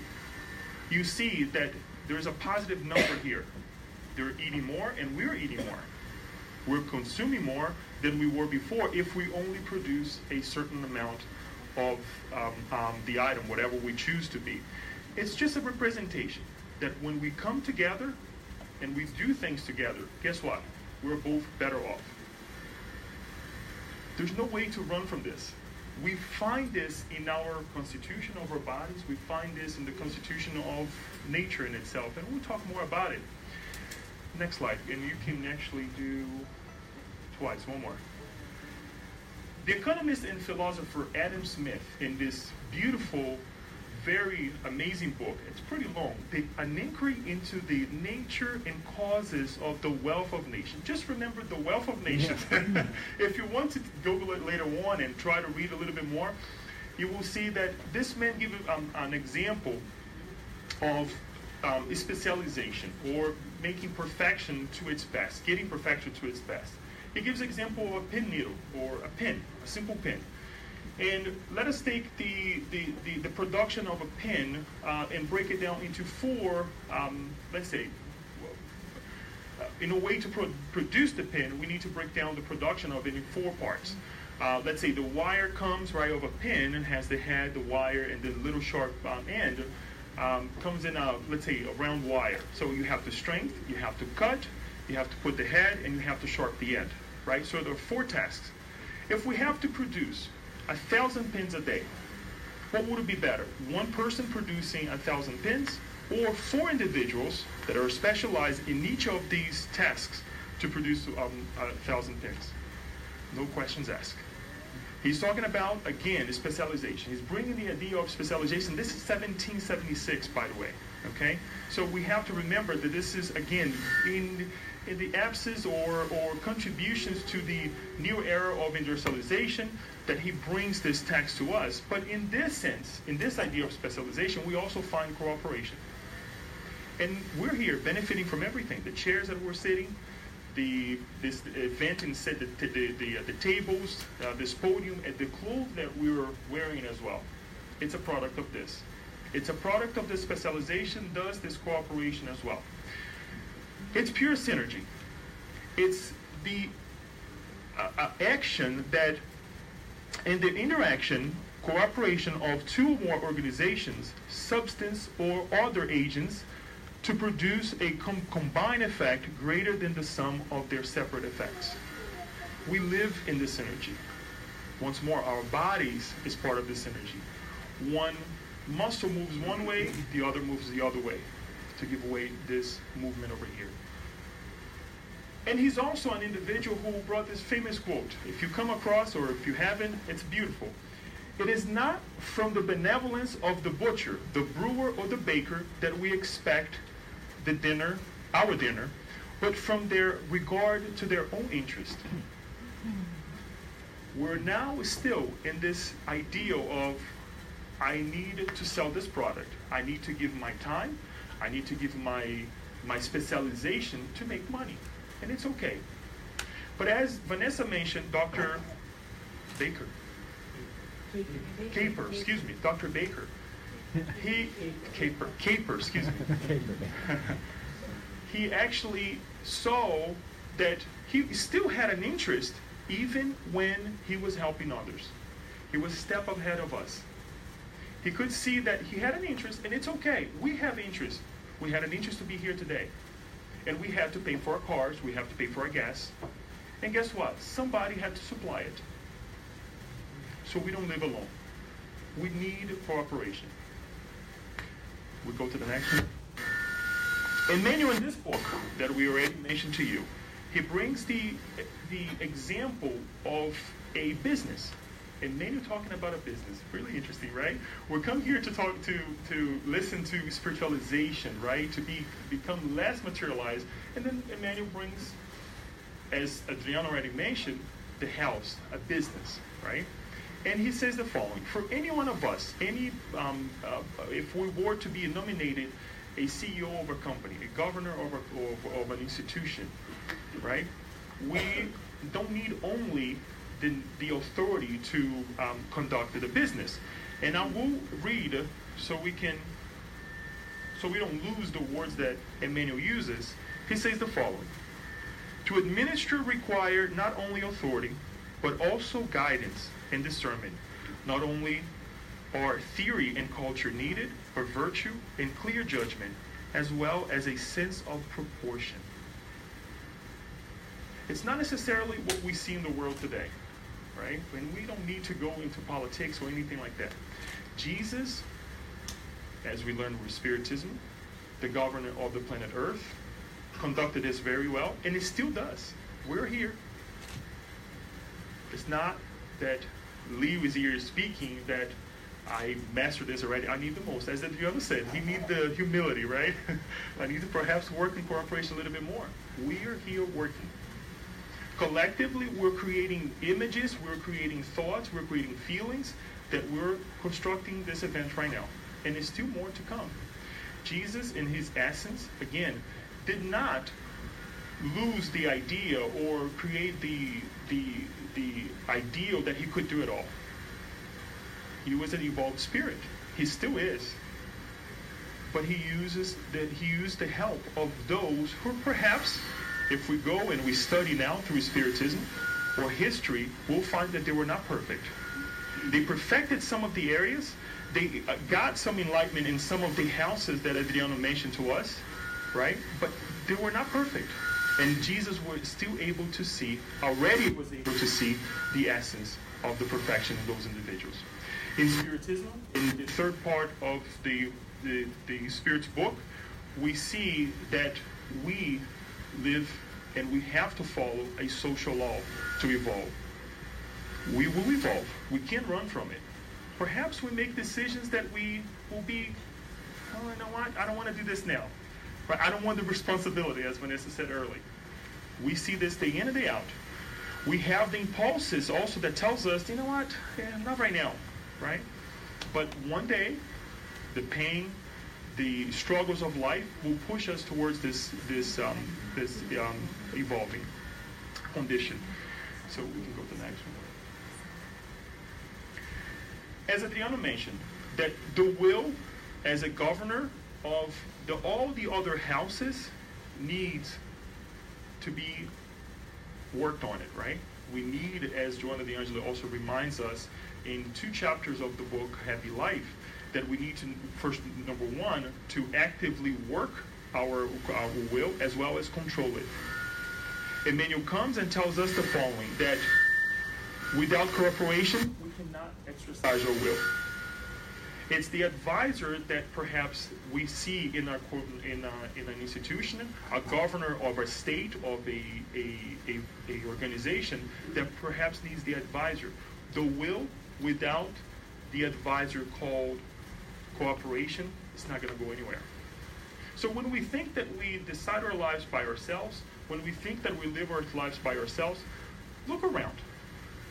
Think again, and we will see the power of cooperation, thus far what we have received and what we receive in further. But it's not something, we can go one more. It's not something that we should do as we read in the quote, that because I have an interest, I will do so. It should be spontaneous. As Emmanuel says, spontaneous cooperation is the supreme ingredient of order. We do it because it's the right thing to do. It's okay to have certain interests because we want to evolve. If deep inside of us we think, I'm doing this because I want to evolve, it's okay. As long as we're not using of others' energy or creating scarcity, then it's okay. We want to evolve. It's okay. It's okay to be ambitious. But is my ambition putting somebody down? Is my ambition thinking that or doing things that will create disharmony on others? No. Then it's okay. One more time, please. From divine glory to subatomic particles, the universe may be defined as a connecting chain of lives that interweave with the greater life. From the micro to the macro. We already have seen it. We look at these flowers, and we see that perhaps if we take one flower, we'll see the beauty. But together, we make it much better. We actually take one flower from this bouquet over here, and we'll see that if we compare to the others, even when we compare things, we're utilizing the fact of cooperation. Because we can't compare if we don't have more than one. It's a beautiful thing for us to think, for us to really bring to our lives when we are listening to the music. We saw that when we were there, the artists this year, they were playing, that one note by itself does what? Cries for the next one, and the next one, and the next one, and the next one, to compose the beautiful song. When we were singing, one word will not do it. We need something else. It's the cooperation of the whole that needs to be exercised. One more.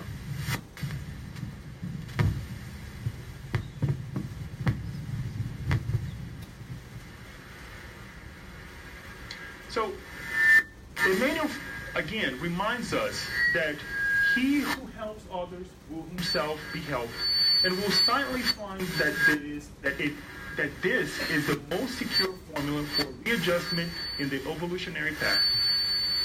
Adriano, without the help of others, he cannot work his humility, right, Adriano? No. I can't exercise anything, any virtue by myself. Think about that. Even on the fact of that we are trading, if we have to go buy lunch, or if we have to go do anything when we leave here today, think about it. Adam Smith also reminds us that perhaps we may not be very concerned with others in China. When we talk about consumption, we think a lot of people who are in China, the sweatshops and all those things. But think about the people that you can do well. He was also a philosopher as well. Think about the ones that you can do well right here with you. So when you go to the cashier of the supermarket, when you're talking to the server at a restaurant, right? When you're talking to a family member, their interaction of feelings. Think about this, that without which we wouldn't be here today. There were decisions made upon requests and propositions or anything that we received in the past that brought us here today. When we were thinking about all the years that we have been together, there are several people that I'm very, very humble to say that I owe quite a bit for me to be here with you guys. And I'm pretty sure you guys can also, deep inside of you, think that I am really thankful and grateful for the cooperation of God that proposed something new in our lives. that propose an opportunity to say there is something beyond than a materialistic life. There is a more spiritual life on earth, that through numbers, that through the sciences that we already have mastered so much, and we're trying to master another one called Spiritism, we can do much better off knowing that through cooperation, we can exercise this will that we have inside of us. So through the music, let us try to exercise this cooperation. Thank you.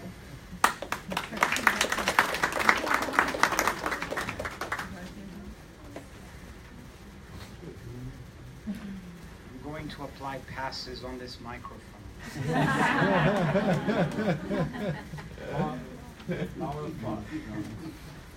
We are going to play a very well-known piece that symbolizes cooperation, because by itself it's one piece. When you add another instrument, we see the interaction between two melody lines and how much more beautiful they become because they are interacting with one another. And so this piece is all about cooperation. And it was composed in the 1650s by a man named Johann Pachelbel, who was a big influence on Johann Sebastian Bach. So this piece is over 400 years old. So it's likely that this may not be even the first reincarnation that we've heard it. We've probably heard this piece in the previous life if we lived in Europe, because it was a very popular piece. You will notice this piece, the minute we begin, there's no lyrics on it. It's just instrumental. So, and we hope that you enjoy. And as we listen to it, pay attention to how the two melody lines interact with one another. And as they interact, they build on one another. They start very simple, then they become more elaborate, then they become very elaborate, and then they become extremely beautiful. And then after the music has presented all its different building blocks, then the composer does variations, like little plays, like he takes it from a different vantage point, from a different angle. So that's the idea of this piece, and we hope you enjoy.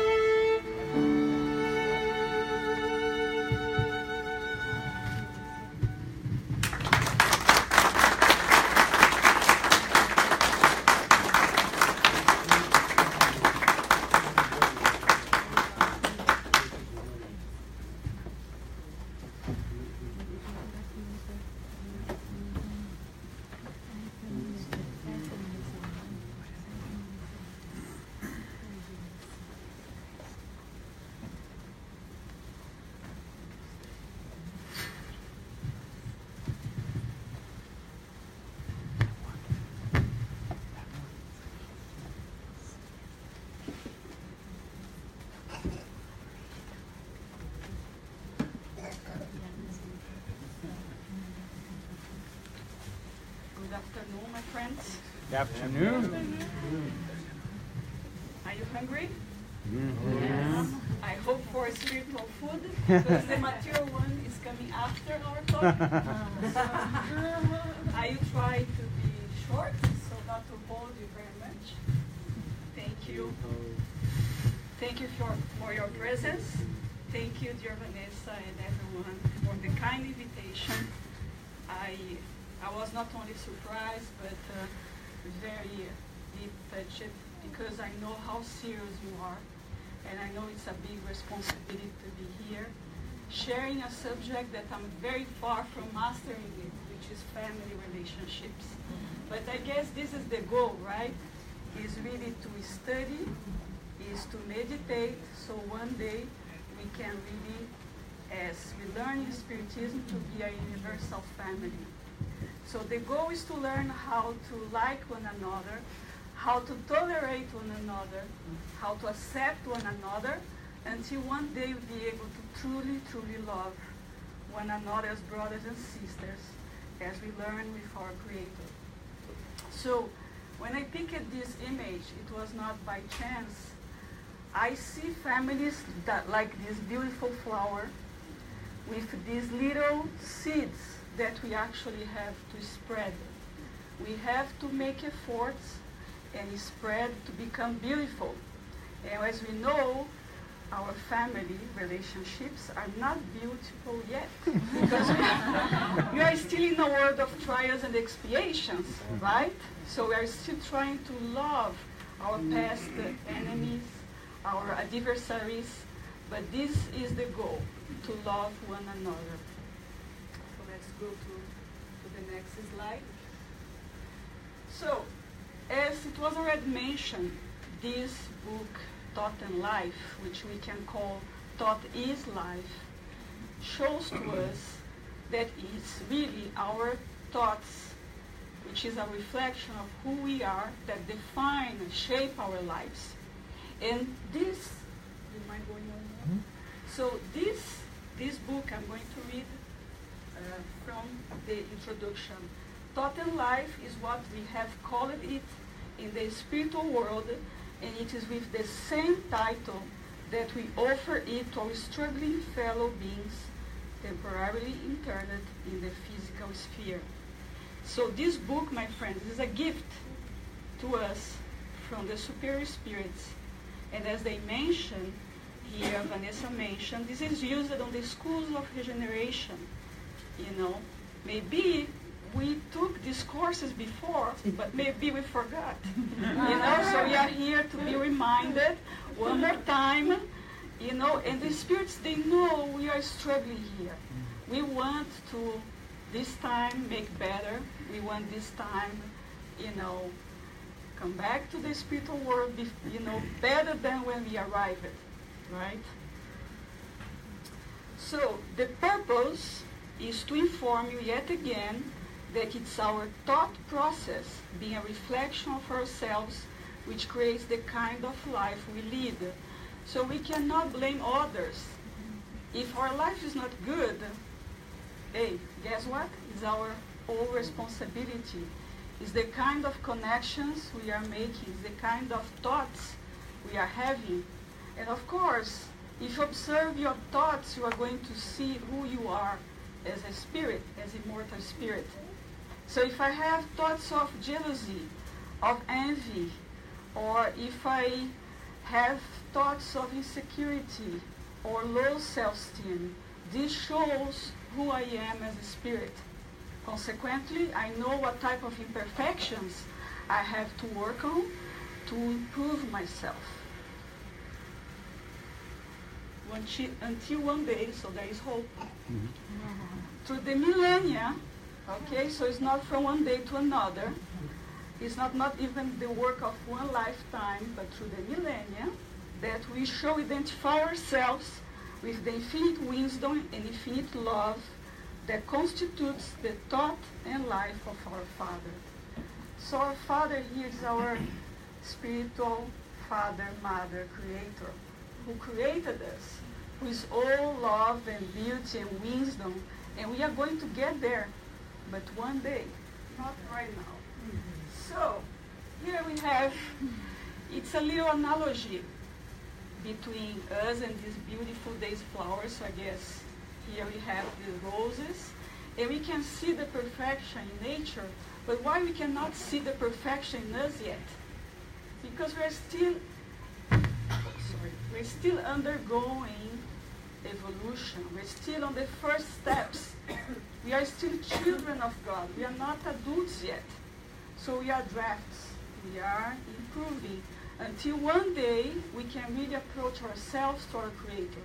So this image, I really love images because for my mind it's easier to understand, and I'm here to share it with you what I was able to grasp on this book, which is very, very deep. Okay? So here you can imagine us as a beautiful garden of flowers, different flowers, and the beauty of diversity. We are all unique and beautiful, but we are undergoing different phases of evolution. So each one of us are in different phases of evolution until one day we'll become a perfect flower and approach our Creator, which is here represented by this light, the sunlight at the back. Okay? So, let's start on chapter 12 of the book, which is family. And I try to condensate here the first concept of this chapter, which shows us that family relationships are an important basis of our mental reflexes. So, mental reflexes, like our instincts, are what comes to our minds, the kind of thoughts I have. And these thoughts, they can be positive or negative, good or not so good, based on the past I had, the kind of experiences I have. And these, imagine our families right now. When you look at your families, you see that they are dear people that you are so happy to be with. You don't even need to talk with them. You just stay close to them and you feel good about it. And there are other members of your family. Maybe your families are different than mine, but my family, there are some members that are really difficult to be with. We cannot even approach or have a dialogue or conversation because we are really in a very different vibratory differences. But why we were born together? This is the question, and this chapter gives us the answers. Okay, so this past between us is not completely erased. We temporarily forget what we share together, otherwise we'll not be able to even, tolerate one another. So now we are put together to solve this kind of past toxic mental waves that we created to ourselves. So, we learn from the gospel according to Spiritism about our corporeal family. The Spirits tell us about two different families, let's say. The first one is spirits who incarnate in the same family, especially among close relatives, are most often sympathetic spirits connected by previous relationships that are expressed by their mutual affection during hurt life. I highlighted here, most often they are sympathetic spirits. So which means when we are put together among our relatives, they are very dear souls to us. Okay, we learned how to love one another before, or we shared activities. We did many things and they are very dear to our hearts. So the concept of incarnation, of being together here, it makes our relationships stronger. We learn a little bit more, how to love one another, how to create new images, new pictures in our evolutionary path. Okay? So first of all, to have a family, it is a bless. We cannot take for granted. There are many people, they don't have this blessing of having a family, of being even accepted to be born. Okay? Or if they were born, they were refused by their parents. It is not because their parents are not good. but sometimes it's very difficult, you know, to overcome past differences and love one another. Okay, so first of all, let's be thankful for our families, even if they are not perfect, even if they are really crazy. They made us really, really upset sometimes, okay? But let's be thankful because they are the best we can have, okay? I know you are not very convinced and you are hungry, right? So, the other side, it may also happen that such spirits are complete strangers to one another, divided by past life antipathies that are now expressed as animosity to serve as a trial. So, you may say, oh, I don't find the first ones in my family, I just find the second ones. I guess you were not very lucky, but anyways, why you have strangers in your family, or why sometimes you feel a strange person in your family. It's like, I think God made a mistake. I don't fit here, you know? It's like you are a fish in a different aquarium, right? That there is a reason for you to be there. It's not, you know, what you want, but it's the best you can get it. It's what exactly you need, okay, to improve yourself. Okay. Move on to the next. So, we learn on this chapter that if you observe your families, you are going to find what they call traits or attributes, characteristics. So we are on this cycle together, and if you really observe, you are going to find the members of your family with the same type of inclinations. You enjoy the same type of activities. You have to undergo the same type of experiences. You have a genetic code in common. Sometimes you have to go through diseases together, okay, to imperfections together. And most of the cases, you have, you know, affection for these people or antipathies for these people, right? But no matter what, you have the same type of inclinations, okay? And by the law of attraction, you attract yourself to this environment, okay? The book tells us everyone is temporarily adjusted to a range of ability that is within their own capability to develop. So I will not be born among perfect people if I'm still very imperfect, because I will not be able to follow them. So I will be with the ones that they vibrate on the same level as me, and we share a past in common. We assimilate the experiences we need until our progress warrants proceeding to different achievements.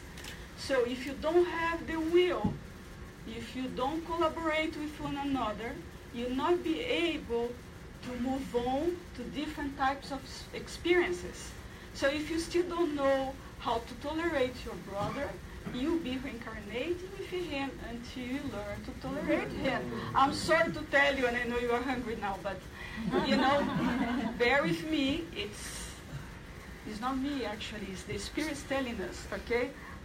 When I was studying, preparing, sometimes I was not very comfortable, okay, with the message. But here we go. Your thoughts determine your experience. This is the law of attraction. And this is what this book tells us about it. Is your thoughts a reflection of who you are and build the life you deserve. Sorry. The spirit reincarnates in the same sphere of their family relationships and meets again the links they had woven for themselves according to the thread of their thoughts and inclinations. So over and over again, the same message, okay? Next. So, the law of rebirth or the law of reincarnation, okay? What is this law about it? We learn of the spirits that there is a reincarnatory plan. And this reincarnatory plan, according to our needs, our affinities, our tendencies, our vibrations, all these aspects will be considered, okay? So from the social, environmental, spiritual, physical, emotional, and mental, okay? So observe, it's not by chance that we are born in USA or in Brazil or any other country here. It's not by chance that I'm born in a family that struggle financially speaking, or in a very rich family, or I come with physical or mental limitations, or if I have emotional imbalances and I struggle all my life to really, feel good about myself, to relate to one another. So all the aspects are planned according to our needs. And sometimes we imagine we are here forever, right? Because you can reach 100 years old, maybe not so long, but it's even if you pass 100 years, it's nothing in our eternity. So it's just a very quick experience, okay?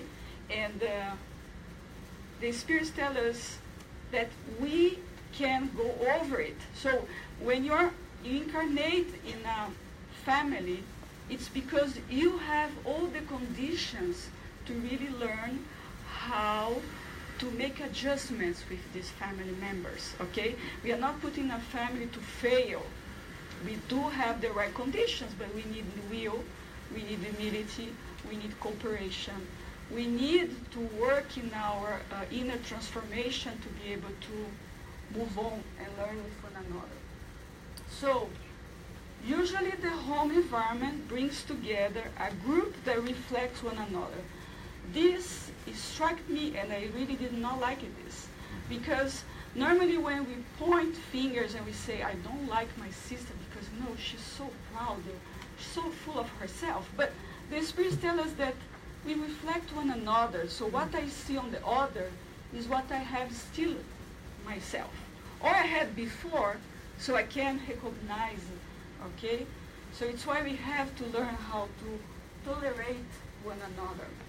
By working together through the law of rebirth, we maintain the evolutionary existence through which we express ourselves in a space and time. Space and time, so it's not one lifetime, okay? So there is hope we can learn how to love one another. In our family group, we have links of happiness and the feathers of constraint and animosity. So it's in accordance to the gospel, so you can have sympathetic or antipathetic spirits in your circle. Also, the law of attraction works on the positive and on the negative way. The same way we attract spirits that are aligned with our good side, we attract spirits that are aligned with our not so very bright side, okay? So it's what we call a negative attraction. And we see on the chapter, by the same principle of attunement and attraction, alcoholics and kleptomaniacs, as well as delinquents and the morally sick, are born to those with whom they have spiritual affinity. Okay? So if you are among criminals, guess what? You may be a criminal yourself. But doesn't mean that you are going to fail. No, you guys can hold hands, improve, and move on. Okay? But it's not a work of a lifetime. This is what we have to understand, because we like magic solutions. We want from one day to another to be perfect and good and loving, and we are far, my friends, at least I am. They share their mutual deficiencies and painful trials. Many whose minds are unbalanced become drawn to the generic field of those whose company attracts them. So we cannot blame our parents, okay? We were attracted to this home. This affinity is caused by either by feelings of lower nature or by good deeds for which they are indebted before the law. Look at that. Sometimes you think you are very different than your family. Really? But let's assume that you are really different than your family members. Still, you are connected there because of guilt feelings, because maybe in the past you were responsible for their fault. Okay? Now you moved on, you move it, you improved yourself. But you cannot go without helping the others. And this is fraternity, like the Fraternity Without Borders here. Which is a beautiful organization. And this is family, right? To be united and really help others without frontiers, without borders, without color, without race, without gender, without, imagine that, if our African brothers and sisters, they were born there, it's because they deserve it, so I have nothing to do with them. No, you do, because you have to learn, how to help and how to love, okay? It's true that they are struggling there for a reason, okay? But it's also your role, because you know more, to go there and help. Because maybe they need your help to be able to change their reality, okay? So, here it's, when I was building these moral degeneration families, I want to have a light image. So I picked a hypothetical family of cats, which is actually is my experience, I'm still learning how to love my pets so I can move on to other forms of families. And I don't think it was a good idea to put my pictures here or pictures of my family members. So here in the middle, we can see ourselves in the present life. Not very happy, we are struggling, now we really have to learn how to work, how to self-sacrifice, how to be patient and humble. But guess what? This is just the consequence of our past, because in the past, okay, we together, as our family members and relatives, we enjoyed disturbing vices. We enjoyed, in a collective way, we created that. So here you have this beautiful cat here, or the cat to be in the future when the cat to be all perfect and loving and happy, you can make an analogy with ourselves. Okay, this is the present, shows the past. And what you do in the present is going to build your future. Okay, so nothing is really by chance. So I'm going just to show this.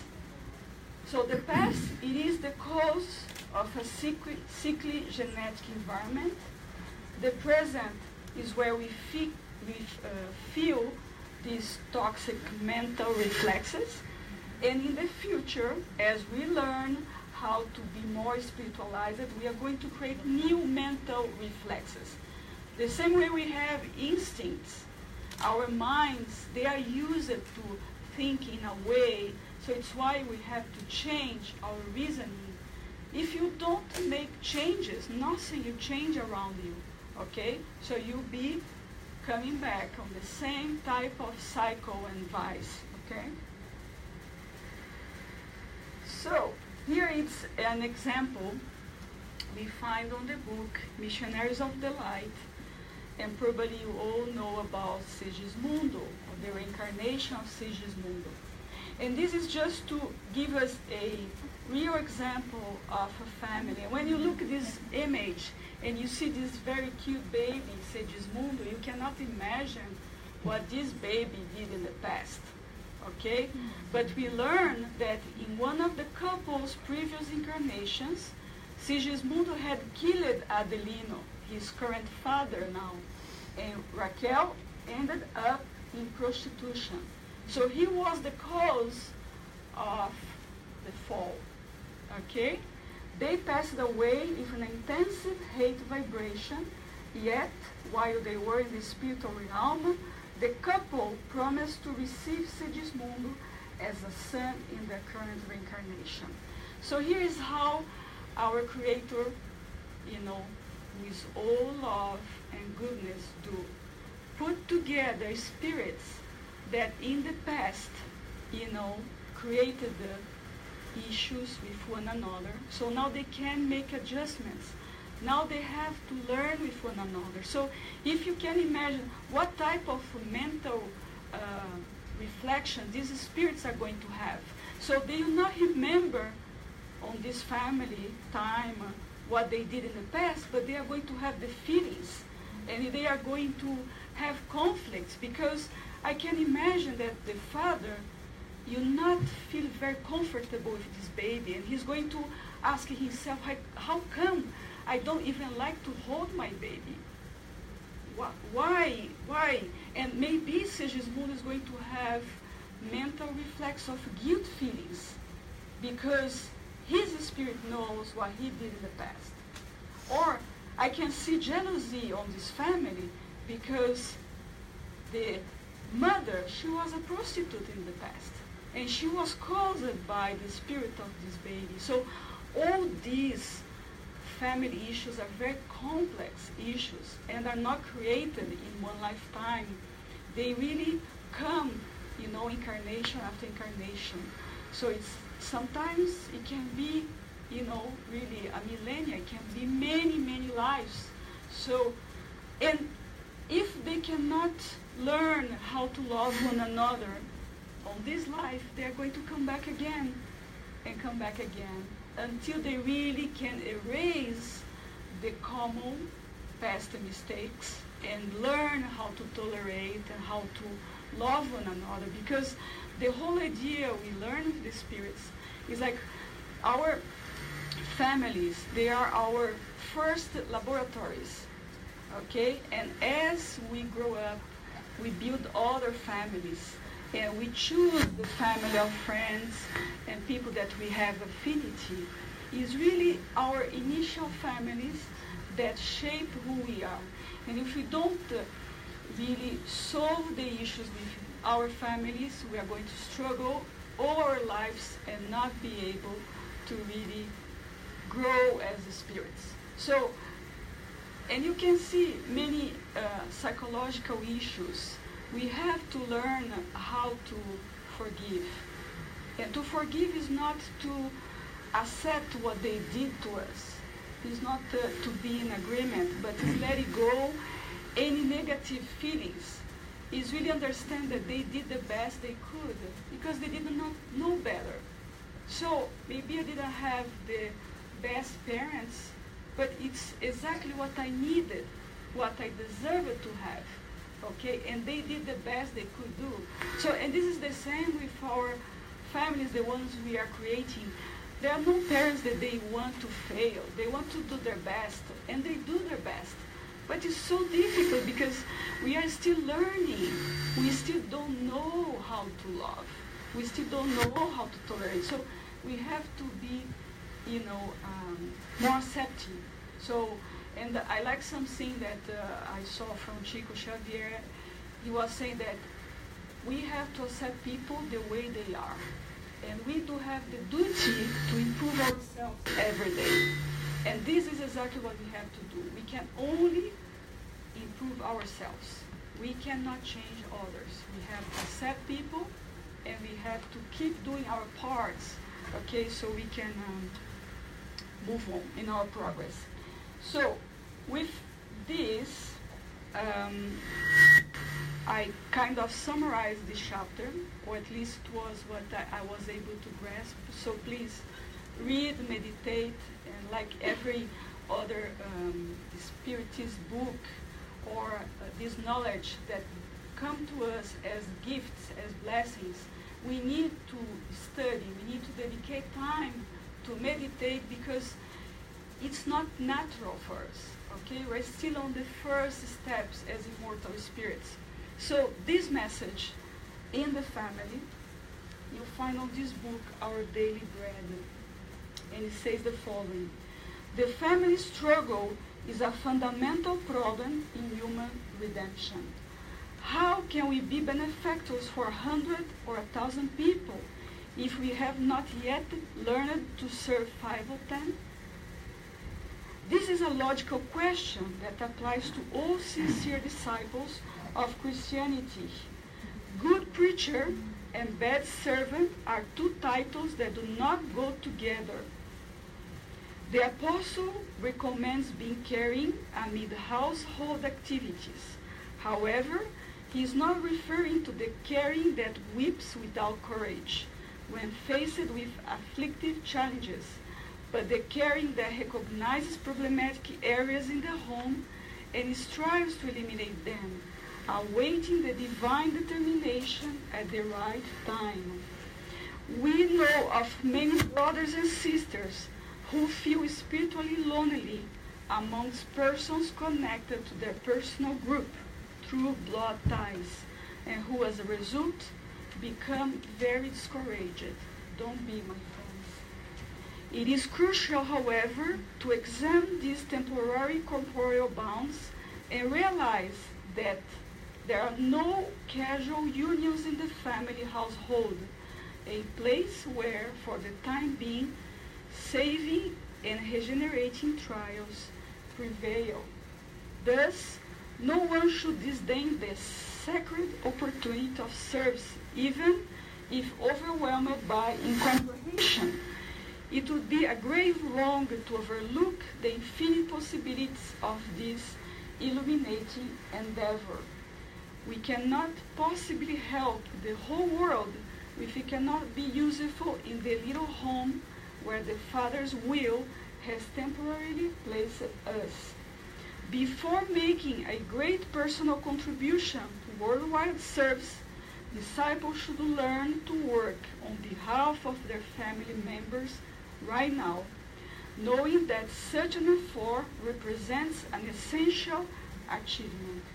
And this is all we are aiming to be, one family, a universal family. Thank you.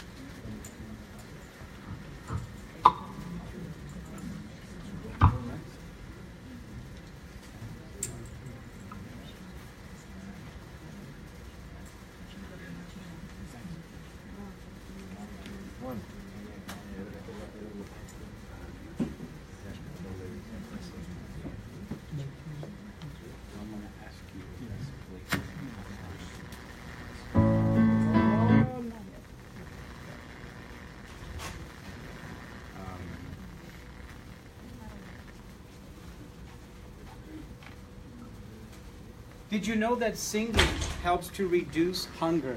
Wow. It does. And if we sing very intensely, the hunger almost goes away completely. Because it's family, we want to talk about this song, Amazing Grace, which is one of the most played songs in the entire English language.